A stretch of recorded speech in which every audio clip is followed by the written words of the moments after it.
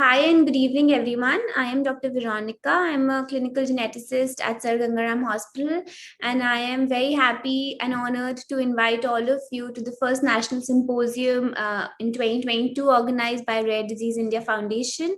I'm very thankful to all our esteemed speakers and our keynote speaker, Dr. Ashok Sir, and for sparing time on this occasion of Rare Disease Day so that we can extend our love and care for the children and patients that we really care about. So let's come together and try to gather as much knowledge as we can on this day of rare diseases. So firstly, I would like to invite Saurabh, who is the founder of Rare Disease India Foundation, to talk about his thoughts and how about the society and takes this program forward. Thank you. Yeah, good evening, everyone. I am Saurabh Singh, founder and chairperson of Rare Disease India Foundation, RDIF. We are really very glad to see all of you on this special occasion of first annual National Symposium 2022 on Rare Disease Day. This event is organized by Rare Diseases India Foundation. I would like to thank Sanofi, Centogene, and LifeCell for supporting us for this cause. I wholeheartedly welcome to all our eminent speaker, moderator, and attendees who are watching us from different corners of the world. Rare Disease India Foundation is a patient advocacy group. It is established in 2019. This is a non-profit organization which works for the benefits of the patients. As we all know that rare diseases are very few in numbers and mostly it is genetic. Only 6% to 8% population of India is affected with rare diseases, and 72 to 96 million people affected by rare diseases. There are many challenges in rare diseases. Either there is no treatment available or the treatment is unaffordable by the patients. Second challenge is the diagnostic of the diseases. It is also one of the major challenges of this country. Lack of awareness about rare disease, including doctors and the patients and general public. Government does not support fully in these diseases. Families are bound to watch their person dying every day. We all know that in the month of March 2021, the government of India has come up with a revised rare disease policy, but that too is not very much effective, especially for group 3 diseases, which includes lifetime treatment, but cost is very high. To discuss in detail about all these issues today, we have best speaker from India and abroad. First of all, I would like to welcome our keynote speaker, Dr. Ashok Wilodi from London.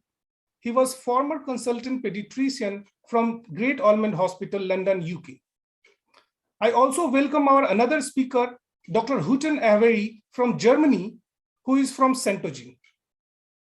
Our another speaker is Professor Jayesh Seth, who is the chairperson of Institute of Human Genetics, Ahmedabad. We also welcome Dr. Ashwin Delausa from Center of DNA and Fingerprinting and Diagnostic, Hyderabad, CDFD. We have Dr. Ravinder Mukher from Sanofi, India. And last but not the least, I welcome our moderator, Dr. Veronica, who is associate consultant from Sir Gangaram Hospital. And so the purpose behind organizing this event is one and only to spread awareness about rare diseases among the patients and the family, general public, doctors, and the decision makers too. So over to you, Dr. Veronica. Before we start with the speeches, which will really greatly increase our knowledge about rare disease disorders, we would like to play a video so that the session becomes a little more interactive and about a patient story. So can we please have the video? Sorry, thank you.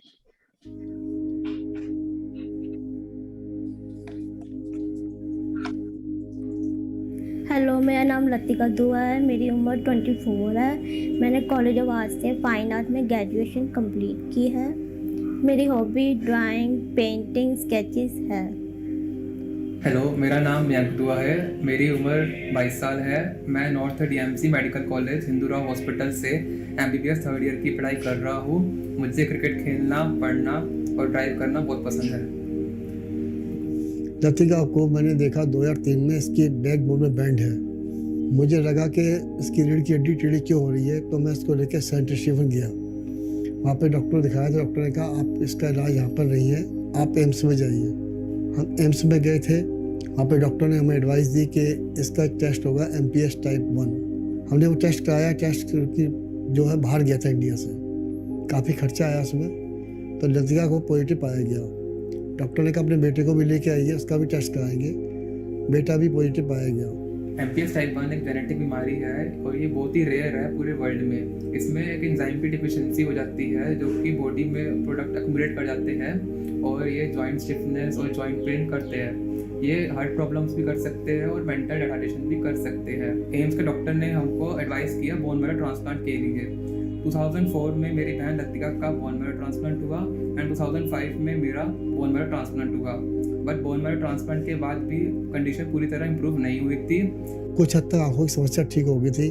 Doctor ने कहा अगर नहीं हुआ तो इनकी cornea भी change कराना पड़ेगा, जो कि ठीक है। अब फिर इनके हाथ पैर में दर्द होने लगा, सिर में दर्द, तो इनको एक्सरसाइज की ज़रूरत थी। तो फिजियोथेरेपी के लिए एम्स में आते थे, आए दिन हर हफ्ते, कभी ऑटो से कभी बस से। पैसे की प्रॉब्लम, तनख्वाह इतनी नहीं थी। जैसे तैसे मेरी वाइफ को समझाया कि हिम्मत मत हारो, बच्चों को स्ट्रॉन्ग बनाना है, इनको नहीं बताना कि बच्चे बीमार हैं। 2008 में हमारी आशा की किरण जागी। हमें खुशी हुई, एंजाइम थेरेपी ने चैरिटेबल द्वारा हमें दवाई देना शुरू की, जो कि दवाई हमें मिलती रही। उससे बच्चे इंप्रूव करते हैं, उनके हाथ पैर भी ठीक होने लगे और उनके कोई दर्द नहीं होने लगा। 2018 में मैंने ऑफिस में लिख के दिया, तब जाके वहाँ से मुझे सपोर्ट मिला, वहाँ से दवाई शुरू हो गई है। 13 साल हो गए इनको दवाई मिलते हुए और अब थोड़ा सा लगता है कि बच्चे अपना फ्यूचर खुद बना सकते हैं और पढ़ भी रहे हैं अच्छे से, आना जाना भी अच्छे से है इनका और कोई दिक्कत नहीं आ रही अभी। मेरी बेटी जो है PFA कर चुकी है, आगे पढ़ना चाहती है। बेटा मेरा MBBS कर रहा है, जो कि थर्ड ईयर चल रहा है। मुझे खुशी है कि बच्चे मेरे पढ़ रहे हैं। मैं उनको कभी महसूस ही होने देता कि आप जो है बीमार हो। हमारे फैमिली और फ्रेंड्स ने हमको काफ़ी इमोशनली और मेंटली सपोर्ट किया, हमको कभी अकेला महसूस नहीं करने दिया और हमको बहुत स्ट्रॉन्ग बनाया। और आज हम ये MPS के अगेंस्ट लड़ाई लड़ भी रहे हैं और जीत भी रहे हैं। बचपन से ही मुझे ड्राइंग का बहुत शौक था। स्कूल टाइम पे मुझे ड्राइंग में बहुत अवार्ड्स मिले हैं। फाइन आर्ट में मैंने अपनी ग्रेजुएशन कंप्लीट करी है। मैंने अभी मास्टर के लिए भी अप्लाई किया हुआ है। मैं आगे टीचिंग लाइन में जाना चाहती हूँ। मैं बच्चों के ज़िंदगी में रंग भरना चाहती हूँ। मुझे मेडिकल फील्ड में काफ़ी इंटरेस्ट था और मुझे डॉक्टर की पर्सनैलिटी मुझे काफ़ी अच्छी लगती थी, तो मैंने डिग्री भी MBBS परस्यू करी और आगे मैं PG कोर्स करके एक अच्छा डॉक्टर बनना चाहता हूँ, लोगों की हेल्प करना चाहता हूँ, उनकी लाइफ ईजी करना चाहता हूँ। We are not MPS patients, we are MPS warriors.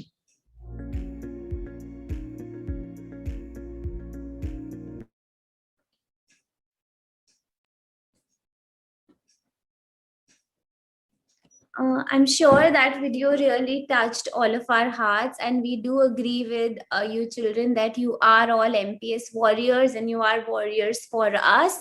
And we do wish you all the best in achieving whatever it is that you want to achieve in life. So henceforth, I would like to invite our keynote speaker, Dr. Ashok Velodi sir. So he is one of the most prominent names in lysosomal storage disorders. He he has kindly agreed to take this talk for us, and he joins us live from the UK. So sir has done his MBBS from University of Pune in Delhi in 1976, followed by MD, MRCP, FRCP, and FRCP-CH. He is chairman task force on neuronopathic Gaucher disease, European Working Group on Gaucher disease. He's the member of Medical Advisory Board, Enzyme Access Program. His most recent post was a consultant pediatrician in the Metabolic Unit, Grand Ormond Street Hospital for Children and NHS Foundation Trust. He has more than 150 publications on lysosomal storage disorders and has been instrumental in forming guidelines for Gaucher as well as other lysosomal storage disorders. And he has immense interest in teaching, training, and basically uplifting the lysosomal storage disorders program. With in all humility, I invite Sir for the talk. Over to you, sir.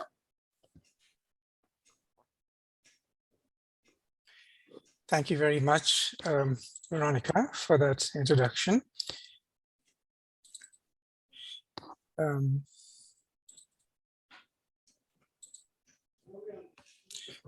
I hope you can see my screen. Yes. Slides. Yes. Yes. Well, thank you for inviting me to speak today and to share my thoughts with you. I'm particularly grateful to Saurabh and the RDIF for organizing this important symposium. My talk is based on personal and published experience and data. I think it's fair to say that LSDs are all rare diseases, and that therefore many of the issues that I will be discussing today are relevant to other rare diseases. Now, I'm really unable to cover everything that I would like to. In particular, I will not be talking about ERT or its funding, because I'm sure that others will be discussing this over the next few days. And because there are other important areas that we should focus on. Okay, so briefly, I'll be covering prevalence, diagnosis, clinical care, the implications of the National Rare Diseases Policy, stakeholders and their priorities, and some conclusions. Now, there are many challenges to healthcare in India, and these were very nicely summarized by Arvind Kasturi when he wrote this article a few years ago. And these are the 5 A's: the lack of awareness, poor access, absence of trained personnel, affordability or lack of, and lack of accountability. So let's talk about prevalence. There have been no true studies of prevalence or incidence of LSDs in India. There have been several published studies, but these refer to selected cohorts. And even these are likely to be underrepresentative. Why is that? Because of the 5 A's that I've just referred to. Now, true prevalence can really only be established through newborn screening. Now, let's look at the international criteria put forward by the International Society for Neonatal Screening in 2002, and these really haven't changed much over the years. There should be direct benefit from early diagnosis. The benefit should be reasonably balanced against financial and other costs. The test should be reliable. And there is a satisfactory system in operation to deal with diagnostic testing, counseling, treatment, and follow-up of patients identified by the test. And I think particularly the last point, there are a lot of challenges for India when it comes to the last point, particularly. In the absence of treatment, treatment is available, but is not available for everyone very easily. Newborn screening for LSDs may not be appropriate. That is my view. So I've written may not be appropriate. So we need to look at other ways of establishing prevalence. One is birth prevalence. This is defined as the number of cases diagnosed by the total number of live births in a specific period, and is expressed as cases per 100,000 live births. And it is not the same as true prevalence, which refers to the total number of cases, whether diagnosed or not. An interesting study was carried out in Brazil last year. I should say that Brazil shares many of the challenges with its healthcare system as India does. It also has a very high rate of endogamy. So there's been some interesting and relevant information that's come out from Brazil. So this group looked at the birth prevalence of various MPS around Brazil, and were able to identify particular areas. They divided Brazil into regions and looked at the prevalence in different regions. And you can see that the prevalence varied in different regions. Now, for India, cohort screening is probably more relevant than newborn screening in the context of LSDs. For example, in Fabry disease, hypertrophic cardiomyopathy, end-stage renal disease, and stroke in young males. In late-onset Pompe disease, limb-girdle muscular dystrophy. Now, coming to diagnosis, we have two aspects of diagnosis, the laboratory diagnosis and the clinical diagnosis. I'm not going to talk very much about laboratory diagnosis because others are talking at length on this. I'd just like to mention 4 points: quality control, DBS testing, family screening, and prenatal diagnosis. And of these, I will discuss only the second, third, and fourth. But just to mention that quality control is extremely important. So, use of dried blood spots. They should be dried for 3 to 4 hours before packing. The ambient temperature is important. It needs to be less than 24 degrees centigrade. This was actually published by a group from NIMHANS a few years ago. Now, these conditions are not easy to meet in India. When it comes to family screening, obviously for X-linked disorders like Fabry disease, there are 2 areas that we have been highlighted in this paper by Dominique Germain and his colleagues in 2021. And Dr. Sheila Namudri, one of the eminent consultants in India, was a co-author on this paper. So 2 groups of challenges were identified: costs and societal. Under costs, they identified transport of DBS, travel costs, and the cost of confirmatory tests. Under societal, patriarchal communities. In many countries, not just India, there are communities that are very strongly patriarchal, for example, Mexico. And stigma. Stigma is a huge problem in India. So coming to prenatal diagnosis, there is poor access to PND, especially in the rural areas. The communication of the results to parents. Now, this is challenging because communication may deny privacy, because everybody wants to know what the results were, and also may infringe on the rights of the child. Now, PND by molecular genetics is the norm in India. And the reason for this is that biochemical testing is technically quite difficult because of climate problems, transport problems, etc. Now, this has ethical implications. That is prenatal diagnosis by molecular genetics. Generation of carrier status has ethical implications in that for an autosomal recessive disorder, there is no need for anyone other than the unborn child to know the carrier status. So I just put this out there for discussion.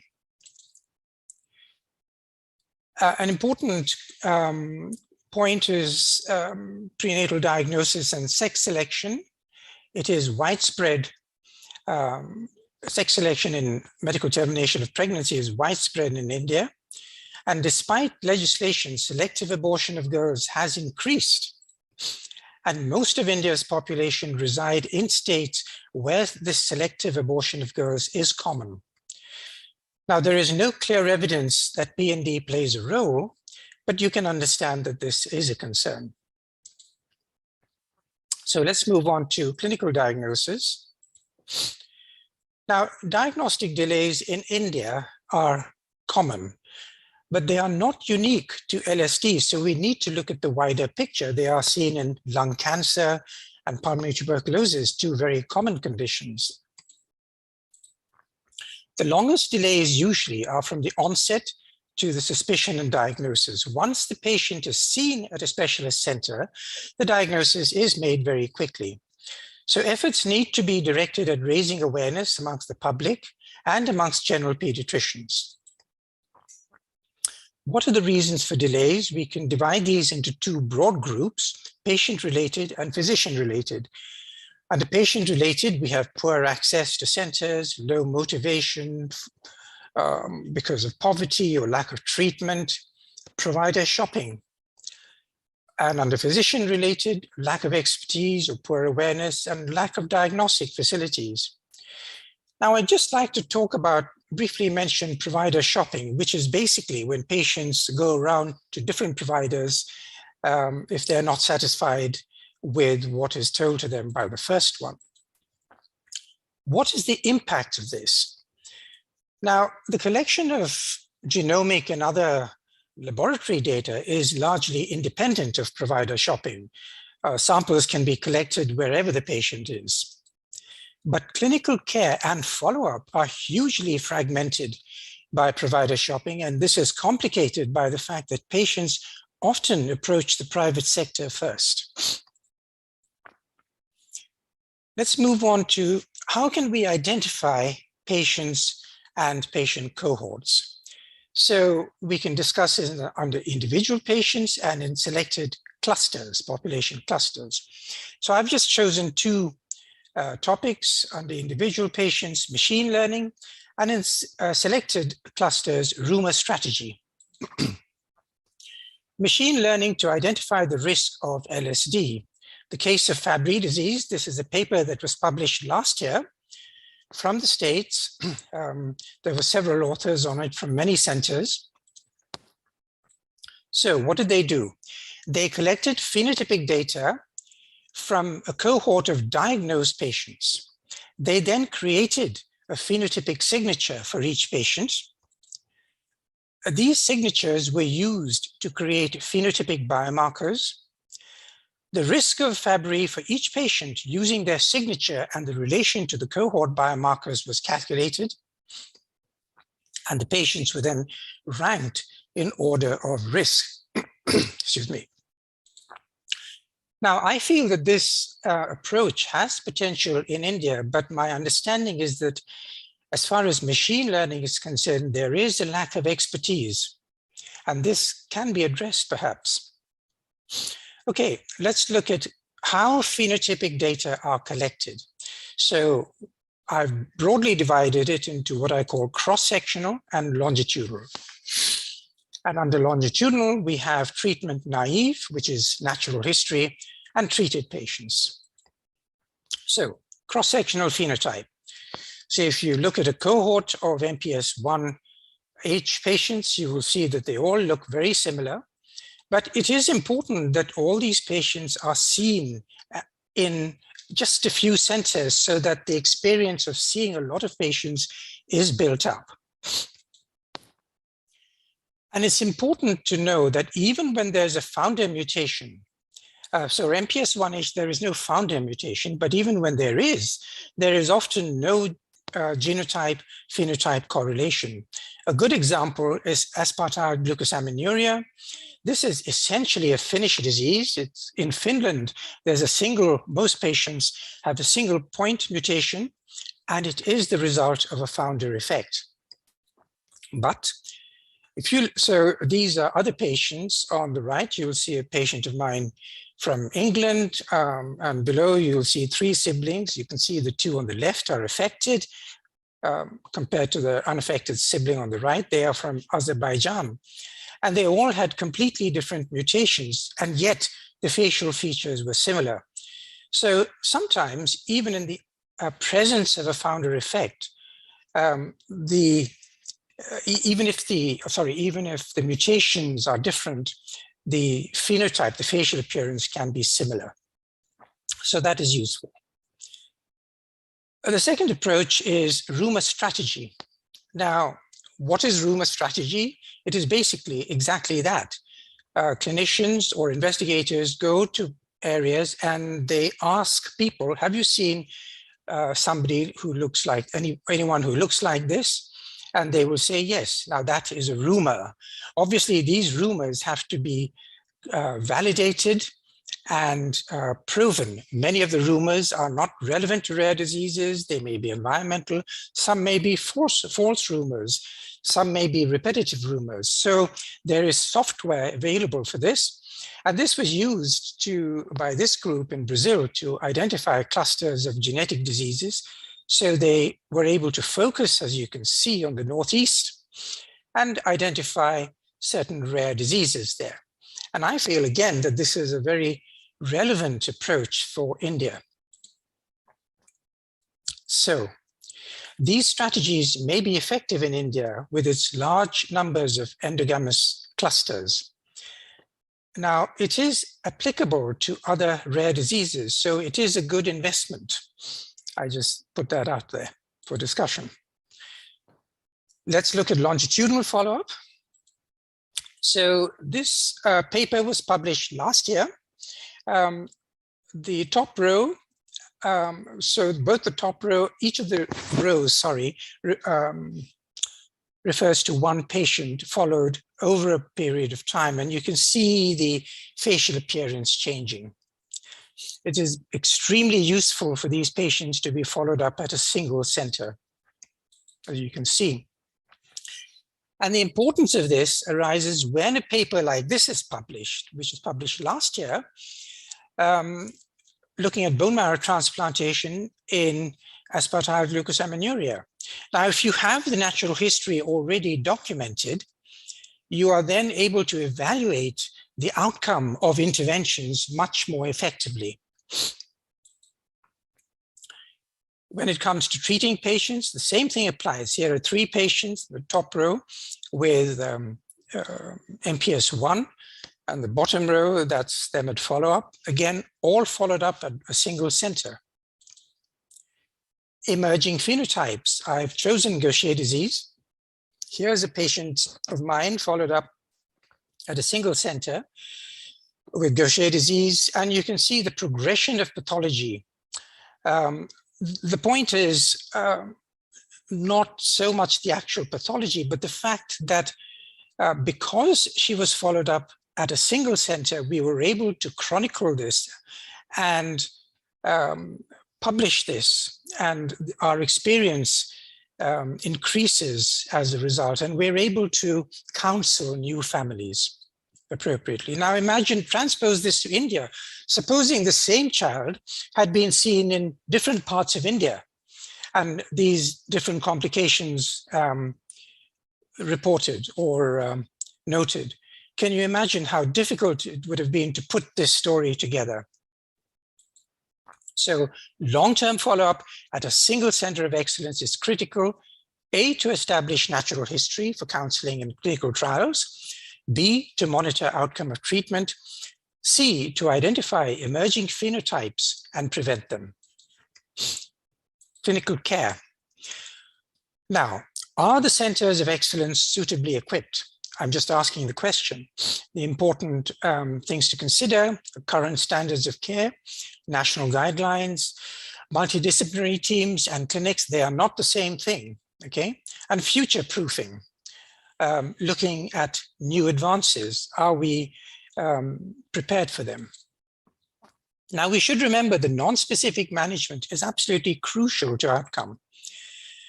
And there are many hospitals, specialties that are required.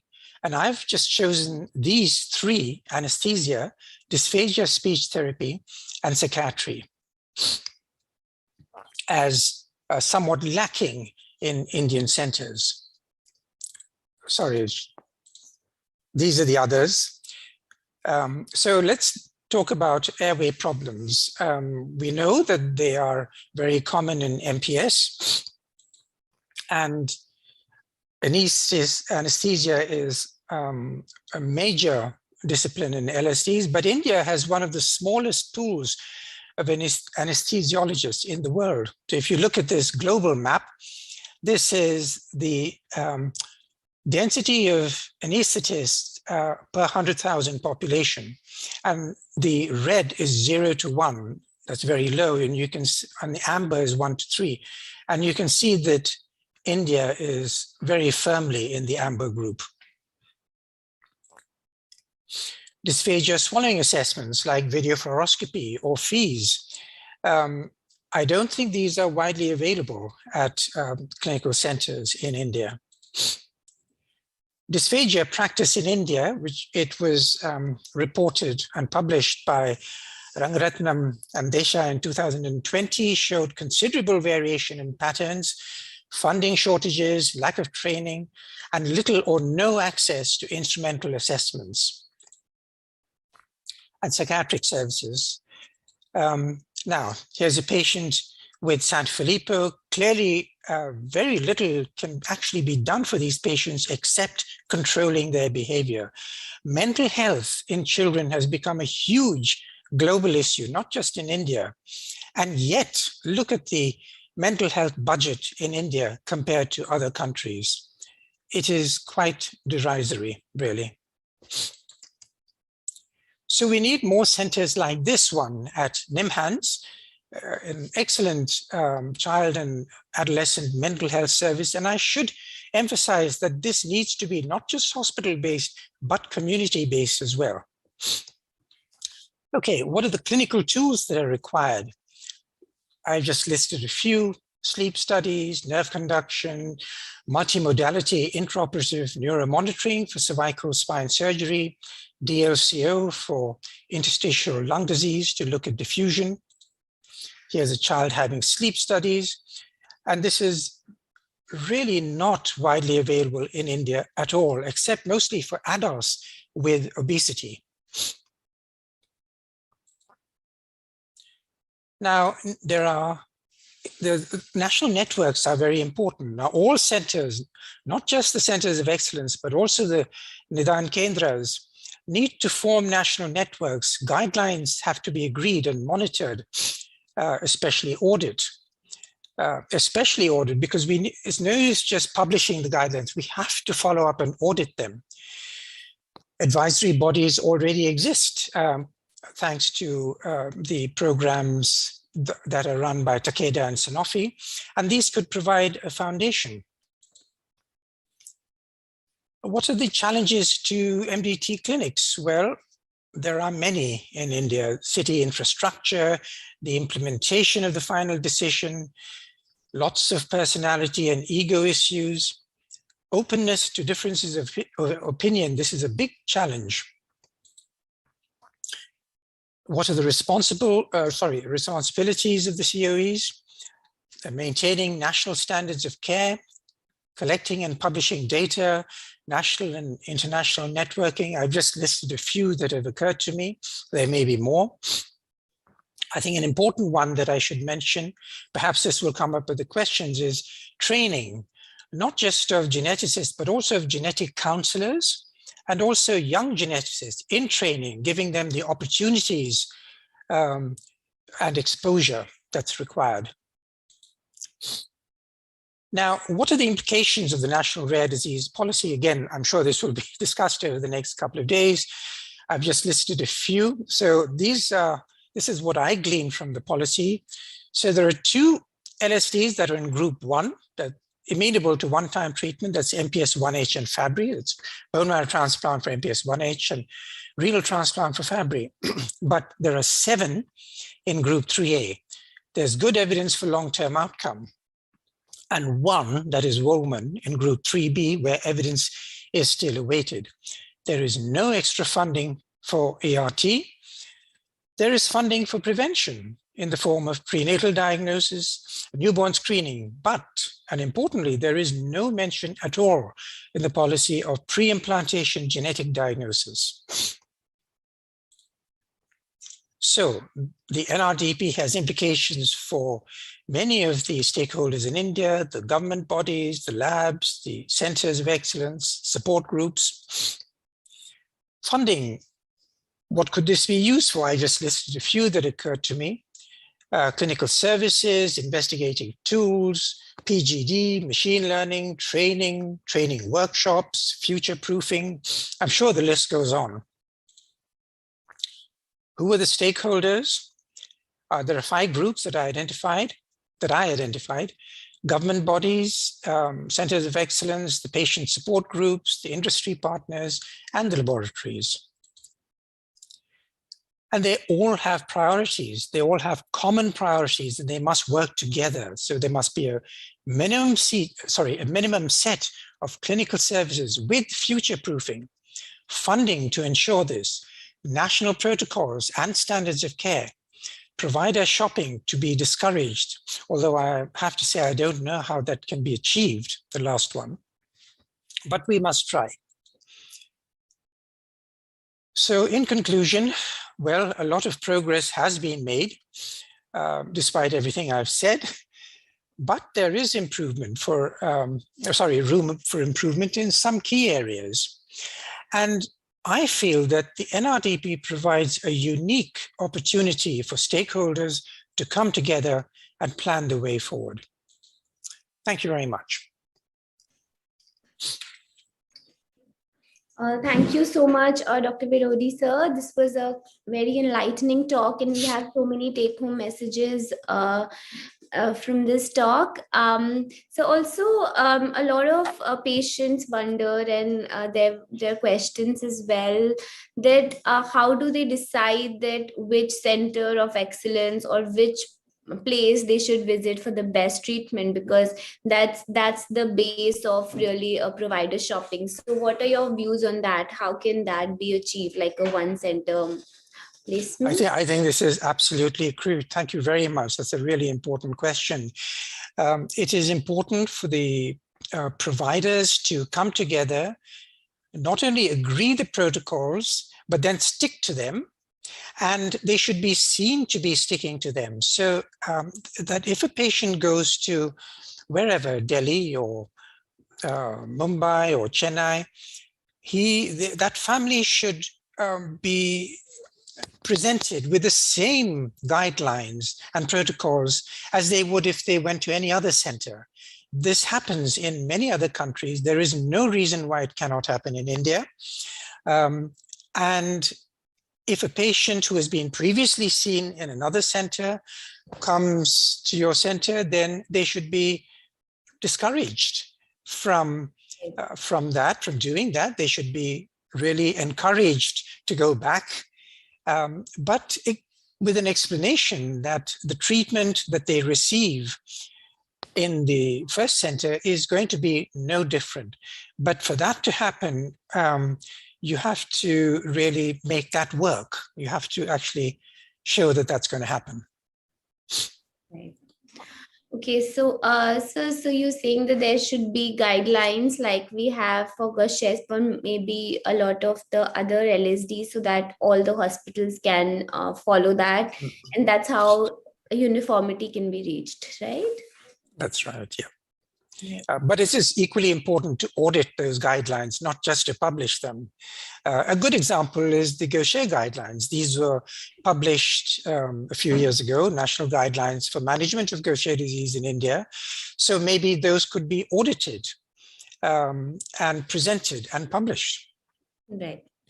Yes, and as you spoke about the dysphagia swallowing management, there is also, I think, a lot of inconsistency in the type of physiotherapy that these patients receive. So what is your take on that? I mean, are there some physiotherapies that are more beneficial, or do you think that what is happening in India right now is okay and we could follow that? Unfortunately, there is inconsistency in various allied professions like physiotherapy, occupational therapy, dysphagia, speech therapy.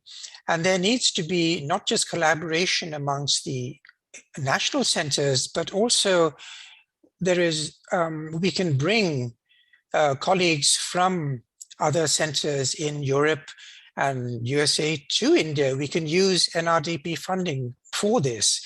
I have brought colleagues in psychiatry and other specialties to India to work, to show professionals here how to work. For example, I brought a psychiatry colleague to look at the management of Sanfilippo disease. There's no reason, especially now with Zoom and the internet, these things have become so much easier. But there must be openness to these discussions.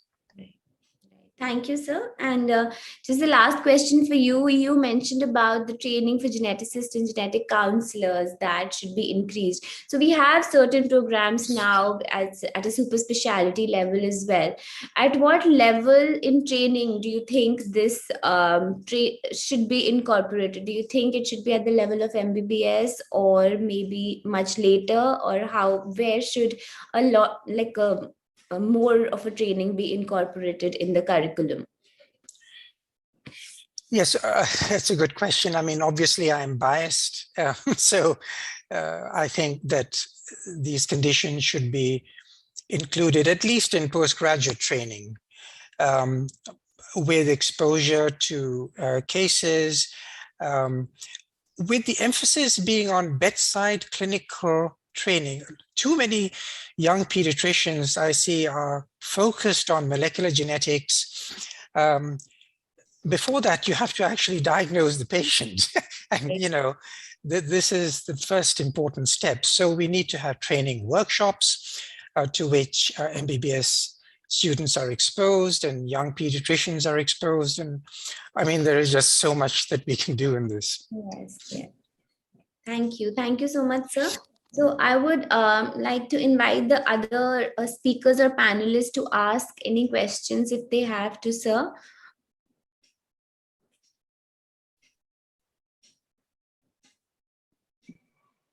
I have one question to Professor Ashok. I think you mentioned about the quality control. That's true, I think. Is there any quality control program other than UNDIM are you aware of?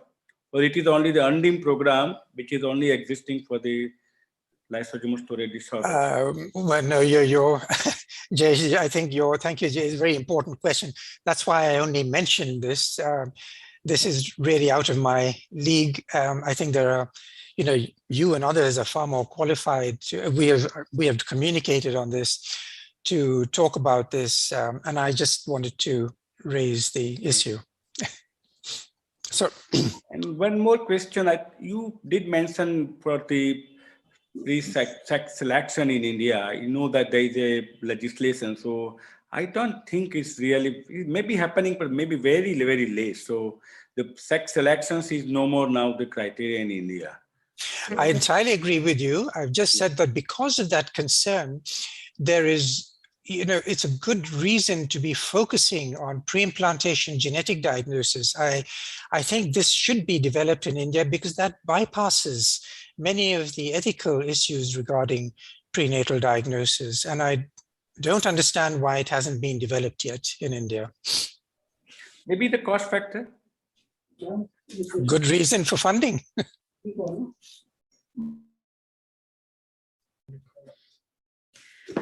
Okay. So if we're done with the questions, maybe we can proceed now. Do we have any more questions from any of the speakers or panelists? Okay. Thank you so much again, sir, for this great talk, and we thoroughly enjoyed and learned a lot from it. So next we have, okay, is my screen visible? Yes. Right, great. Next, I would like to invite Dr. Hooten Aweri, I hope I'm pronouncing that correct, sir, who is currently a global product manager at Centogene. Over the past 10 years, he has tirelessly been working at developing his expertise to deliver transformational medical solution. In his PhD research, he studied proteolytic degradation, process of recombinantly production of biopharmaceuticals in novel expression systems at the Fraunhofer Institute of Molecular Biology and Applied Ecology in Germany. Early in his career, he had established international collaboration with more than 10 foreign nations in academia and industry, including many of the global key players in biotechnology and pharmaceuticals. He was the CEO of Nacogen Biopharmaceuticals and BD manager of Fraunhofer IME. Now he focuses on leveraging biomarkers in multiomics and accelerating the orphan drug development, as well as the shortened diagnostic odyssey of patients suffering from rare hereditary disorders. We are so thankful, sir, that you have shifted to developing of orphan drugs, and I'm sure so are so many of our patients. I invite you for your talk, sir. Thank you very much for your nice introduction. Let me share my screen. Okay, can you see my screen? Yes, yes, yes. Okay, okay. So once again, let me thank you very much for your nice introduction. My name is Hutan Ahvari. I'm the Global Product Manager at Centogen, and today I would be very happy to talk about the multiomics, a new paradigm in diagnostics of rare diseases. My presentation divided into 4 sections. First, I would introduce who we are at Centogen. Then I would talk about the multiomics, the innovative diagnostic approach toward the rare diseases. And subsequently, I would be very happy to introduce you our unique integrated multi-omic panel called Metabolic MUX towards the diagnosis of the inherited metabolic disorders. And then I would show you 2 clinical cases how Metabolic MUX could accelerate the diagnosis of the inherited metabolic disorders. So who we are a data-driven rare disease company that unlocks the complexities of patients' biology to diagnose, understand, and treat rare diseases. We have an ambitious goal to enable the cure of 100 rare diseases in 10 years. We are a recognized worldwide leader in a rare disease diagnostics with over 15 years of experience and a one-of-kind biodata bank. And if I would like to list some of our unique strength is the distinctive product offering centered around high-quality genetic testing, and strong presence in and access to countries with the high prevalence of rare diseases. CentoCart provide easy logistics for central testing, and unique and proprietary biodata bank generate best-in-class medical insight and deep expertise in rare disease and multiomics, enabling better diagnostics. I would be happy now to talk about the multiomics. As you may better than me, more than 350 million people are suffering from rare diseases, and until now, more than 7,000 patients has been identified suffering from rare diseases, and the majority of those identified rare diseases caused by the fault in the genome. And but there is one unmet need in rare diseases, that the genome analysis is not enough. Up to now, 50% of rare diseases could have been detected by single omic approach just by using the genomic analysis. That means we need other tools in order to increase the yield of diagnosis. And therefore, it comes to the concept of the multiomics. As a single omic approach, we study a few targeted molecules stepwise. However, these stepwise tests are time-consuming, costly, and inconvenient, as confirmatory tests must be done on another day. But in the concept of multiomic approach, we integrate the different data sets from the genomics, proteomics, metabolomics, and for better understanding of whole process by using a one-stop test, and to avoid stepwise approach. And the main advantage of using multiomics is that the clinician can investigate multiple molecules, including genes, proteins, and metabolites simultaneously, and increase the yield of diagnosis by obtaining a large amount of data set. And having said that, by using the current high throughput technologies like the NGS and the mass spectrometry, now we are able to use, by using those high throughput technology, discovered new biomarkers. And the biomarker is a traceable substance or characteristic of the body that can be measured as an indicator of the biological process, that this biological process can be something normal, pathogenic, or pharmacologic response to therapeutic interventions. But the identification of the ideal biomarkers by using the omic-based technology like the mass spectrometry technology or the NGS play essential roles in the early diagnosis, prediction that and therapeutic monitoring that in the most cases is not possible with genetic analysis. We need some other tools for the therapeutic monitoring of specific disease and also reflecting the disease severity. We have a lot of cases that they have the same mutation, but in terms of the disease severity, they reflect differently. And by using the biomarkers, we can assess the disease severity. That is not enough by genome analysis. Now, by this approach, we have launched a new product called Metabolic that focus for inherited metabolic disorders. As you aware, around 70,000 children will be born per year globally suffering by inherited metabolic disorders. More than 500 disorders belong to these to inherited metabolic disorders. And the good news is growing number of them are treatable. Therefore, if we can diagnose inherited metabolic disorder as early as possible, we can avoid irreversible damage to the main organs like the kidney and the heart, and therefore, and do the treatment management or the disease management by dietary management, supplement intake, or any available medication. And inherited metabolic disorder include more than 8 different classes that amino acid disorders and the LSD show higher incidence than other classes that the PKU and the Gaucher Fabry, they are the most prevalent diseases belong to inherited metabolic disorders. As a symptometabolic or centogen multiomic testing strategy, by now we have one multiomics product called Symptometabolic, that is a genetic biochemical panel in one-stop test that firstly we screen the more than 206 genes that belongs to the most prevalent inherited metabolic disorders and integrate those data with biochemical testing in one-stop test. We also have some other MOX products, that is a biochemical genetic panel that focus more in the lysosomal storage diseases subgroup, that firstly we analyze the biochemical testing in different panels, and subsequently we integrate those data with the genetic analysis. And in the short term, we also going to launch new products, that is the WES West MOX and the WGS for more comprehensive analysis when we are not able to find a positive result or our analysis are negative by using those integrated multiomic panels. Now let me talk about what is the challenge and problem in diagnosis of the inherited metabolic disorders. They present with multiple overlapping symptoms. We cannot go to the definitive diagnosis by using, because of they have a lot of multiple overlapping symptoms.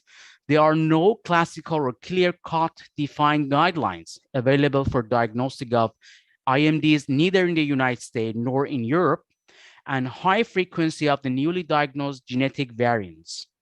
A stepwise approach of biochemical and genetic diagnostic is time-consuming, especially in situations when time is essential for a patient with rapid treatment. And could multiomic panel symptometabolic MOX would be a solution? Now I just want to discuss a little bit why symptometabolic. Why? We would like to accelerate the path from diagnosis to treatment, and how. A traditional approach is when we see the patients with the clinical phenotype or clinical presentation suspected to IME. Normally, we conduct the routine biochemical laboratory test, and then we go to the next step. For the first year is also biochemical testing, and if we then we go to the next stepwise, again biochemical testing, some specific like the for example, Gaucher Disease for the Fabry, some specific enzyme, of if the biomarker available, for example, for Gaucher lyso-Gb1, that is the downstream metabolite because of the deficiency of the globosylceramidase that accumulated in the cell.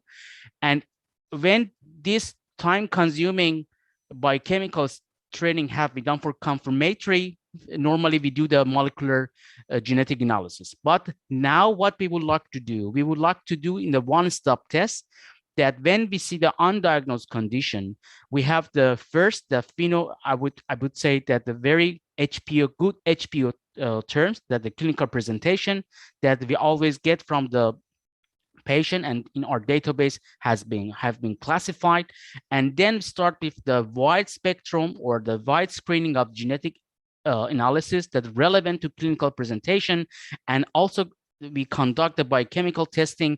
And by this way, what would be happen that there would be the faster and more accurate diagnosis compared to traditional approach.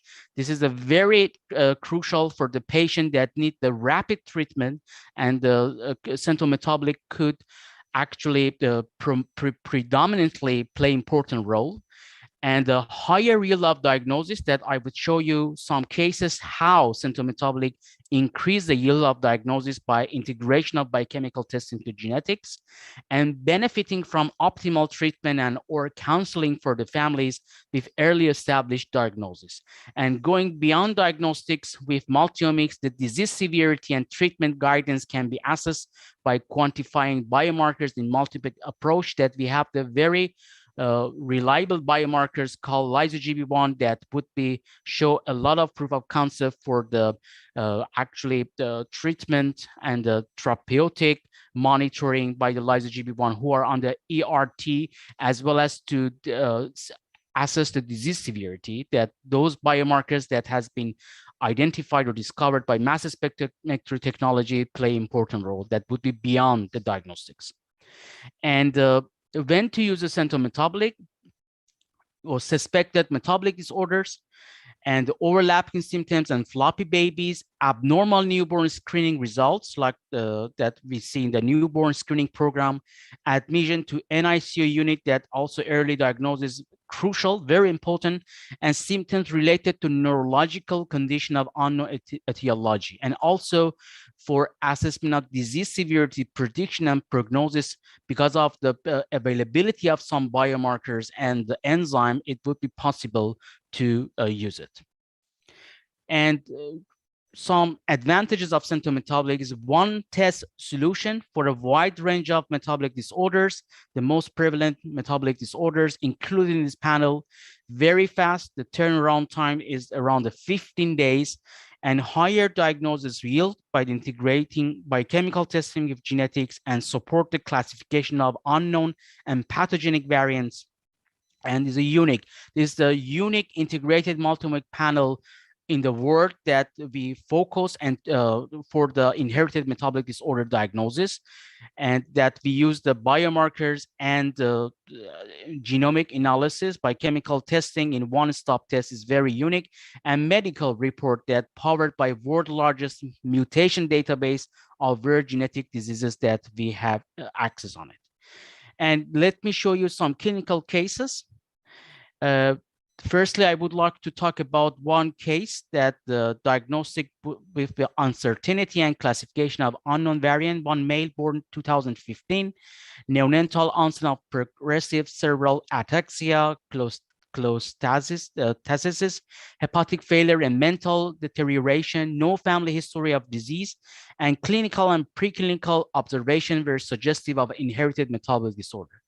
Then by using the Sentinel Metabolic confirmed the conclusive diagnosis of MPC that targeted all relevant genes related to clinical symptoms, followed by the biochemical testing. Two heterogeneous variants in the MPC1 gene were detected. One of them obviously was not described so far. The initial classification of this variant had to be a variant of known significance. Subsequent biomarker testing show pathologically increased level of the lyso SM509, that is the one metabolite that be actually measured by the mass spec technology, and the increased level of these metabolites confirm or prove pathogenicity of the second variant, that it was not possible only by genetic analysis. And another case that is very interesting is for the one patient, the symptoms are unspecific, diagnostic results are sparse, and family history is not informative. One female born 2006, intermittent abdominal pain, gynecological examination and lab workup were normal, bacterial and parasitic infections could be rolled out. The abdominal ultrasound revealed the moderate hepatomegaly with no hint on tumor or malformation. The family story was unremarkable. The clinical symptoms and the result of diagnostic workup allowed for variety of possibility. With the background of the parent also inherited metabolic disorder had to be discussed. Limited clinical sign made it impossible to focus on a certain disease. And by conducting Sentinel Metabolic confirmed the diagnosis of Gaucher, younger with only limited clinical feature. Sentinel Metabolic succeed in diagnosis of Gaucher disease by screening more than 180 metabolic disorder. And this mutation has been, this variant has been actually detected, and pathologically increased level of the lyso-Gb1 biomarker dedicated for Gaucher disease, and the pathologically decreased level of the beta-globosylceramidase as an enzymatic activity assay confirmed the Gaucher disease. In summary, with a multi-omic approach, we can help you and your patients to accelerate the clinical journey from symptoms to diagnosis by avoiding stepwise testing. Inherited metabolic disorders are rare and life-threatening disease in some cases. A growing number of the IMDs are treatable if diagnosed early, and by Sentinel Metabolic also is very cost-effective, but can quickly be fatal without prompt identification. Sentinel Metabolic is a valuable multi-omic panel enabling timely and the cost-effective diagnosis of metabolic disorders. A multi-omic approach in the future of establishing the most precise diagnosis. We would like to pave the precision medicine and assessing the disease severity and accelerating the personalized treatment. Thank you very much for your kind attention. And if you have any question, I would be very happy to answer. Thank you. Thank you, Dr. Averi. It was an excellent talk, and indeed, multi-omics approach is very valuable in diagnosis. So about the cases that you've shown, it is very clear that once you take the DNA of a patient and we have maybe a variant, and then is the blood collection done as a second step, maybe to process the biomarkers or to process samples like the VLCFA or transference? Because what I understand is your aim is to give a really a unified report. Even if we have a variant of uncertain significance, we would do the testing in the same cost. Is that true? Yeah, actually, the point is that we would like to offer in the one-stop test, rather than the stepwise.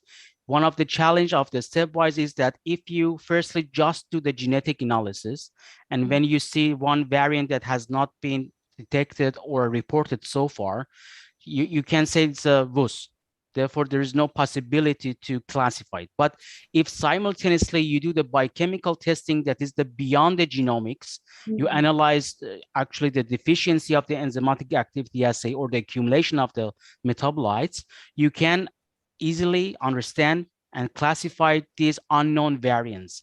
And the main value is the integration of biochemical testing and genetic in one-stop test that also avoid the time-consuming and also lower yield of diagnosis by using the stepwise approach of biochemical and genetics that is also very, actually as a confirmatory would be more crucial. Yeah, no, so the thing is, you're saying simultaneously, but we are taking EDTA blood. There are certain tests we cannot do on EDTA. So maybe you do it as a next step, like maybe VLCF.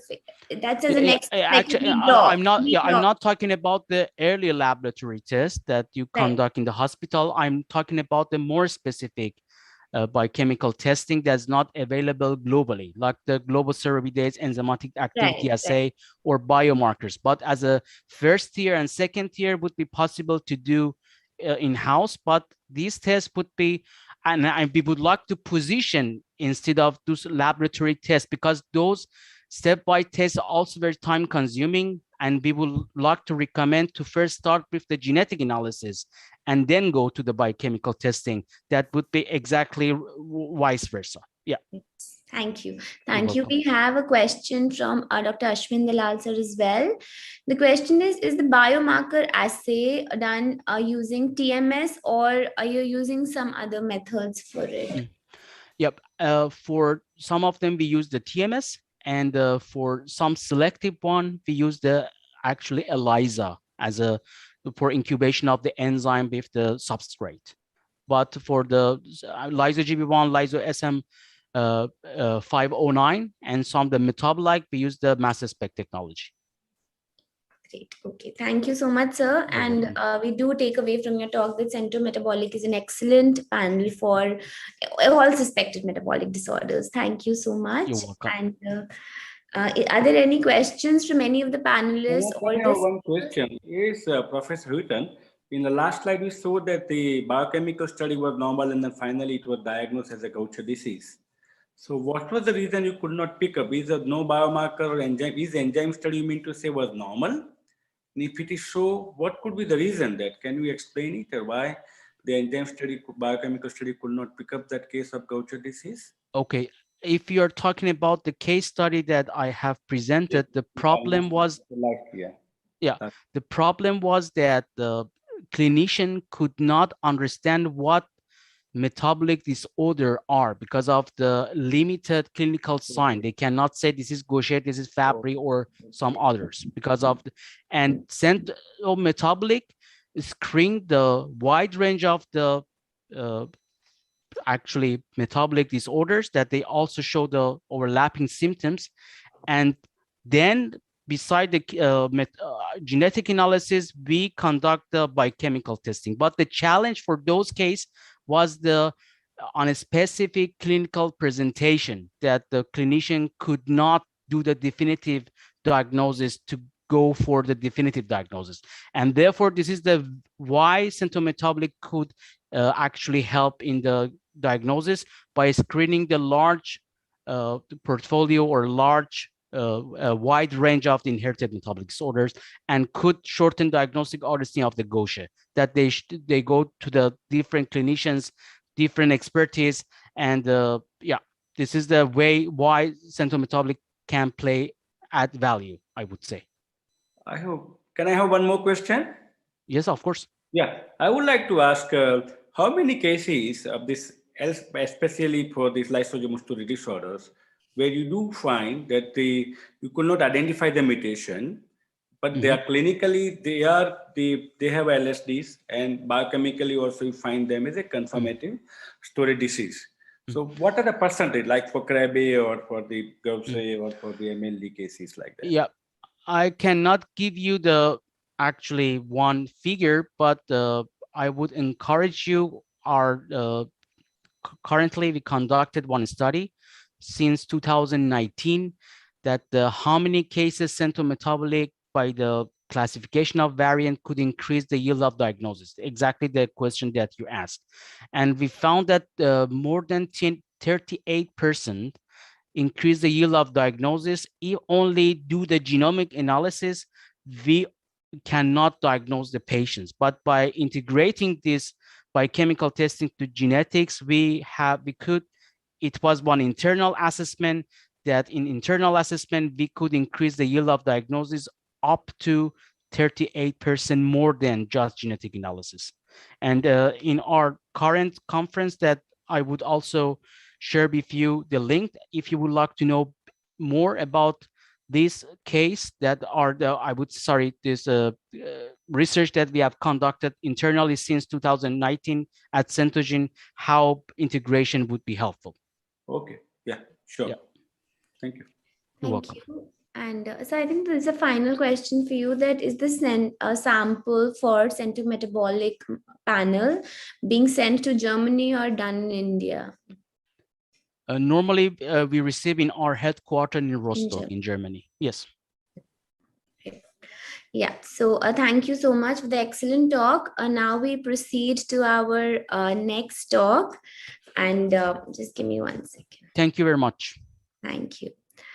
Now I would like to invite Dr. Ashwin Delausa, who's the head diagnostic division of Center of DNA Fingerprinting and Diagnostics. He's MD, DM in medical genetics, and he has a vast experience in all areas of medical genetics and is a professor to a lot of students, including me. His areas of interest include exome, genome sequencing, and he has great expertise in molecular diagnostic as well as genetic analysis in lysosomal storage disorders.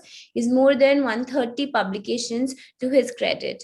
So I would like to invite you, sir, for the talk.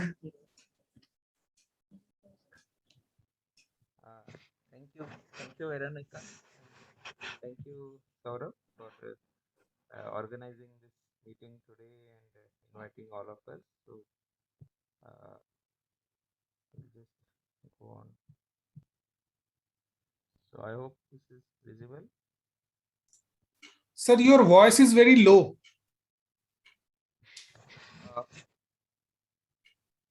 Is it okay now? Hello? Please speak little louder, sir. Hello? Hello? Yes. Can you hear now? Not properly. Yeah.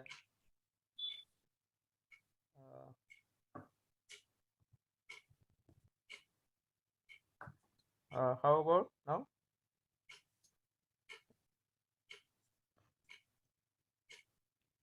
Hello? Yes, it is okay, sir. It's okay, no? Okay. Yeah. So, so I'll discuss in brief. So we have already heard about the various aspects of lysosomal storage disorders. So we are mainly interested or have been involved in doing the molecular diagnosis for this lysosomal storage disorders. And these diseases are mainly of interest because of the treatments for many of them being available, and that really, especially in Gaucher disease, we have seen that it drastically changes the full life of the individual, and that is why the most important step initial is the diagnosis, and that is where we need to improve our situation in the country. So, looking at the lysosomal storage disorders, we know that the most important thing is the initial investigation, the initial suspicion, which needs to be done by either a primary care pediatrician or a medical specialist who sees the patient, and then the clinical feature-based evaluation followed by the screening tests, the quantitative and qualitative methods ultimately give us some idea about which lysosomal enzyme assay can be done. However, although enzyme assay is really a gold standard method, it has certain disadvantages due to which molecular diagnosis is preferred for final diagnosis as well as prenatal diagnosis. So the advantages of molecular diagnosis. Can you speak little loudly? Hello.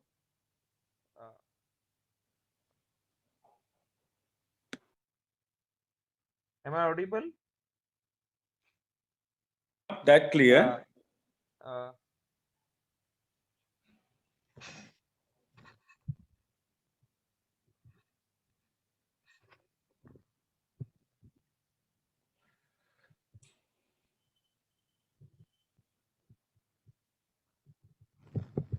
How is it now? Now it is full. Now it's fine. Okay.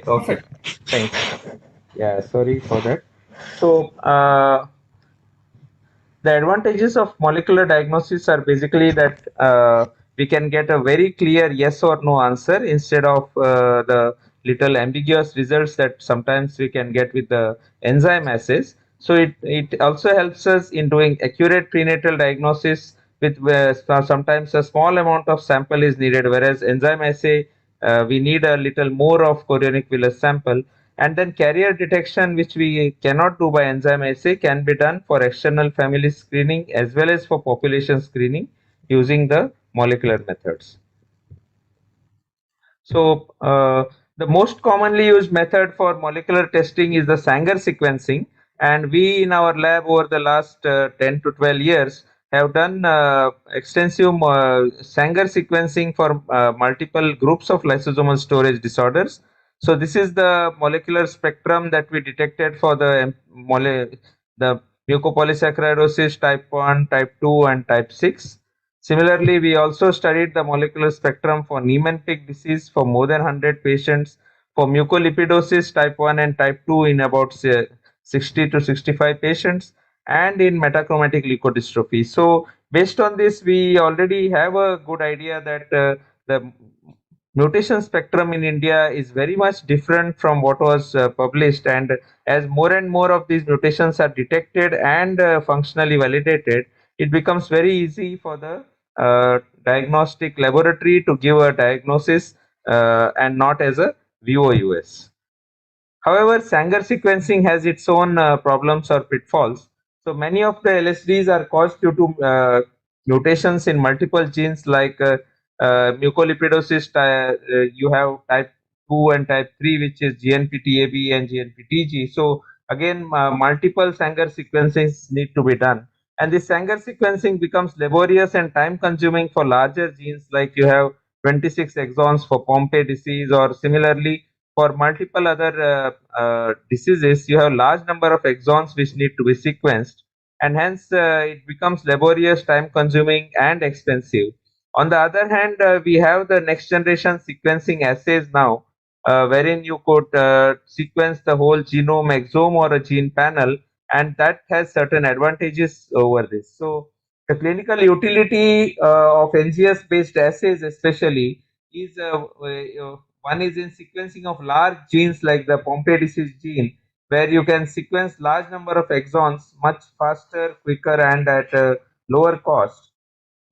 Or if you want to sequence a group of genes like mucopolysaccharidosis genes based on the phenotype, or if you want to have a complete panel of lysosomal storage disorders, then that can be done using the next generation sequencing. However, targeted panel sequencings have their own advantages and disadvantages. Like targeted panels, the problem is that the variants outside this panel cannot be detected, and sometimes there is unnecessary sequencing of other genes which lead to increased cost. Whereas exome sequencing especially is more useful in a phenotype when we do not know the phenotype, like the phenotype is not very clear, pointing towards a particular disease, and there we go and sequence the whole exome and try to identify the mutation, and then do a reverse phenotyping by doing the functional assay for that particular enzyme using a enzyme assay. So exome sequencing can be utilized when you are not sure of which gene that you are looking at in the inherited metabolic disorders. However, if you look at the overall approach, so when there is a disease diagnosis, we could either have a known gene or an unknown gene. So if it is an unknown where we do not know which gene to sequence, then we use this kind of global kind of NGS based assays. But when we know the gene, and if the gene is small, then Sanger sequencing is very helpful. But when there is a large gene, then there is a problem that Sanger sequencing becomes problematic, and targeted panel sequencing sometimes can be uninformative if the gene is not there. You have unnecessary sequencing of other genes by using a panel if it is you are doing for a single large gene. So wherever a functional assay is available and we want to sequence a large gene, we are trying to develop a cheaper assay based on the NGS, and that is based mainly on a long PCR based assay. So the long PCR, the idea is that it can identify both the exonic as well as the intronic and the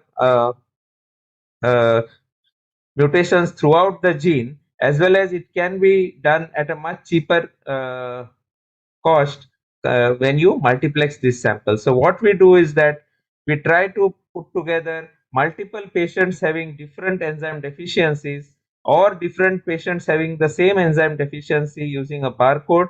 We do a long PCR for each of these genes, followed by library preparation, and then combine them all together for a next generation sequencing based assay. So the assay design is basically either covers the whole gene in a single fragment of 7 to 8 kb, or if the introns are large, then we break them down into multiple fragments, and then these fragments, the idea is to mix all these fragments from different patients and then sequence them together, taking care that each of this library has only one patient having one gene to be sequenced. So in this way we have standardized this method of long PCR, followed by, you can see this one of the gel pictures of a long PCR, and this long PCR followed by NGS can helpful to identify both the point mutations, the heterozygous and homozygous, as well as small deletions, as well as large deletions, as well as the intronic mutations. So it's like a complete assay for that particular gene, and that is really helpful. So the advantages of long PCR followed by NGS assay is that it is a very cost-effective method whenever there is a functional assay available, and cost that we have calculated is almost comes down to about 500 rupees per fragment, which is much cheaper compared to Sanger sequencing of the whole gene. There is no unnecessary sequencing of other genes in the panel, and it can detect all types of mutations within the gene. And you have a uniform coverage as opposed to the capture based method. So in capture based methods, because it is based on the capture, you may not have capture of certain exons and they may be missed. But here, because it is long PCR, it's equivalent to a genome sequencing, so a uniform coverage is there. And it is especially suitable for laboratories where a high sample load is available, because you need to multiplex multiple different genes at a time. However, it has its own disadvantages, that it cannot be used wherever a functional assay is not available, or for genes with large introns, because then you need to break down the genes into multiple fragments. So in specific genes, it is really very helpful, and it is really helping us to decrease the cost of sequencing drastically, and that really helps to help the patients who really can't afford these assays.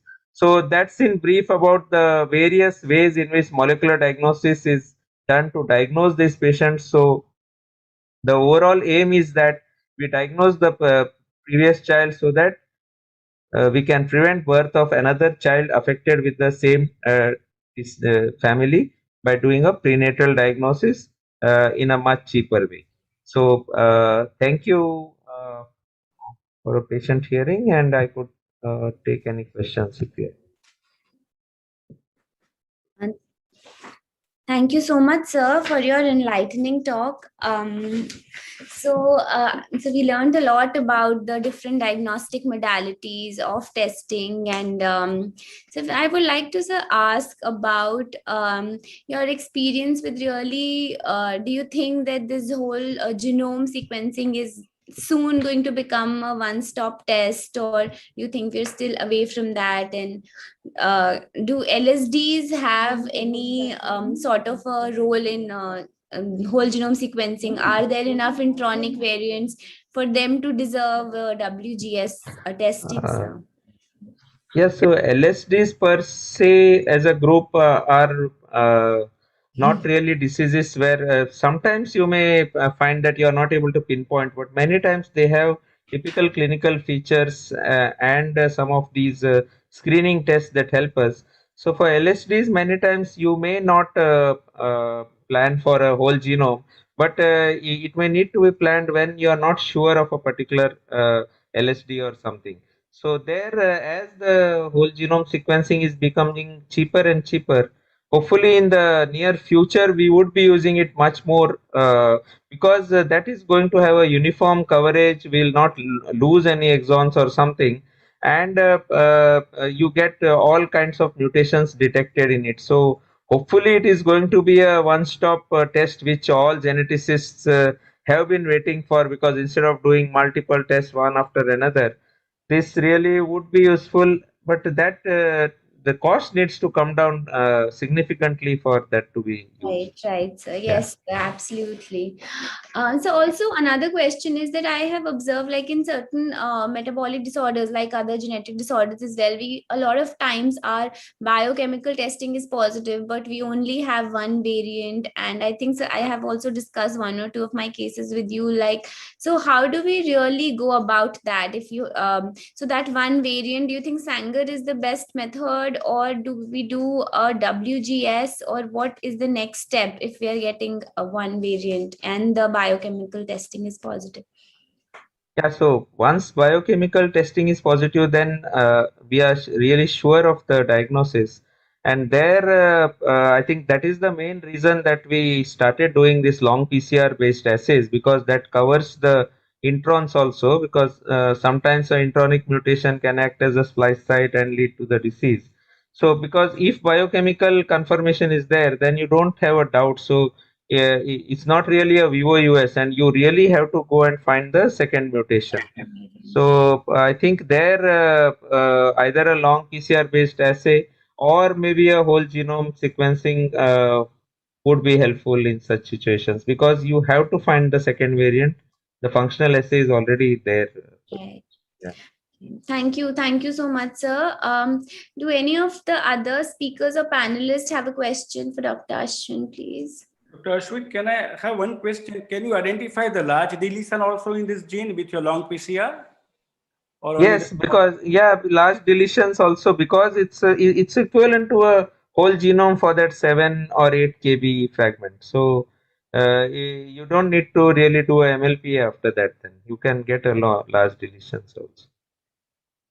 So now I would like to invite Dr. Jay Seth, who's the founder and chairman of Foundation for Research in Genetics and Endocrinology and Institute of Human Genetics at Ahmedabad, Gujarat. He's the director of the Shah Pathology Lab and the Endocrine Unit at Ahmedabad. He's the pioneer of endocrine services since 1985, which is a very long time. So also the vice president of Indian Society of Human Genetics and member of National Rare Disease Registry, ICMR. He's held a lot of significant positions in the past, including the ex-associate professor of endocrinology and head of the endocrinology lab, and an executive member in the Endocrinology Society of India. He's a PhD fellow and a fellow of Indian College of Maternal and Child Health. He's won numerous awards and has more than 140 publications in the national as well as international journals. We welcome you, sir, to share your expertise with us. Thank you. Thank you. Thank you very much, first of all, Veronica, for a nice introduction. And thank you, Saurav, for your invitation to this important meeting. Since we began our journey way back in 20 years, where the people were not aware of what is storage disorders, now the stage has come that there is no dearth of diagnosing the storage disease, but where to go, which places. There are still a very few centers in the country who are able to make the diagnosis, where they have facility for the biochemical and the molecular diagnosis. The molecular, I think, is widely available. That everybody just goes on ordering with the gene panel or the clinical exomes. But as the Dr. Hutten say that you in India, many times when you do the molecular diagnosis, you're going to find the VUS. So then how to confirm it? So you how to do the confirmatory studies by the enzyme study or biochemical investigations. So my talk is specifically focused on that what are the clinical indications where you how to do the with minimum cost of the biochemical studies, and then you can go for the further out for the genomic investigations. Can you share the slides? Yeah. So I think my talk is regarding the how not to miss. Can I have this is the first slide. This is not the first slide. Can you put the first slide? Yeah, okay. How not to miss the diagnosis of lysosomal storage disorders. Next one, please. Next, please. Yeah. We all know, I think this audience know very well what lysosomes are. The lysosomes is mainly it is a cellular organ that keeps the cell healthy. So I would say it is like in the heart of the cell that clears the cellular debris like proteins, nucleic acids, undigested carbohydrates, and so on. So with this normal functioning of the enzymes, the lysosomes do this phagocytic activity, the autophagocytic activity, and then keeps us healthy. Next one, please. What happens here? Next slide, please. Yeah. We know that there are lysosomal storage disorders are around, it is a multi-organ. There are around 70 inherited metabolic storage disorders due to defect in the genes that encode the lysosomal proteins. On an average, 23 million children are born in India, and the extrapolated burden of LSDs is around 3,700 to 70,000 affected babies are born every year. So here, why do we need to have the diagnosis at an early stage? Next one, please. Yeah. So we know that it is a multi-organ involvement because the lysosomes are spread all over in the body, so it affects right from head to toe. So like liver, bone marrow, kidney, brain, heart, and eyes, all other organs. Next one, please. Next one, yeah. I think this is the first one that I think in the way back in 2004 and then again in 2014. And the storage disorders are not, though they are rare, they are not uncommon in the country. And among them, if you find the list, if you look at the list, the Gaucher disease is one of the most common storage disorders, followed by the various MPS. Next one, please. So what are the challenges in the LSD diagnosis? It was very heterogeneous initial presentation because it affects multiple organs. It's one disease, we have multiple organs. Its early signs and symptoms of this multi-system, multi-organ, they emerge before 2 years of the age. The variable age of onset and the variable rate of progression. And phenotypic spectrum that range from non-neuronopathic to neuronopathic form in some of the diseases, like most common with the Gaucher disease. So that is puts the major challenges in the lysosomal storage disease diagnosis. Next one, please.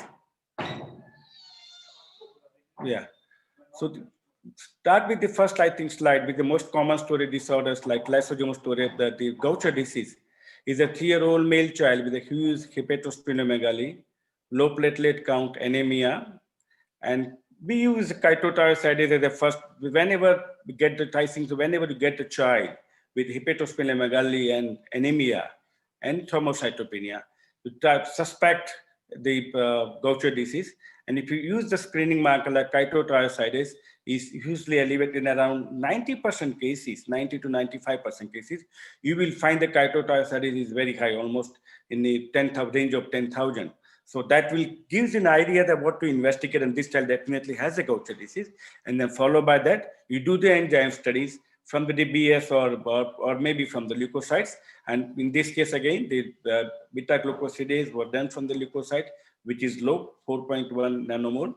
And again, the genotype, I think I will not discuss about the genotype is for L-type4P homozygous. Next one, please. So here again, an adult case. So like as I said in the children, when you find the child with hepatosplenomegaly and thrombocytopenia, what about in adult? He is a 12-year-old adult male. He was normal up to 15 years. He never noticed that he has the disease. After that, he suddenly found that he's finding difficulty in walking.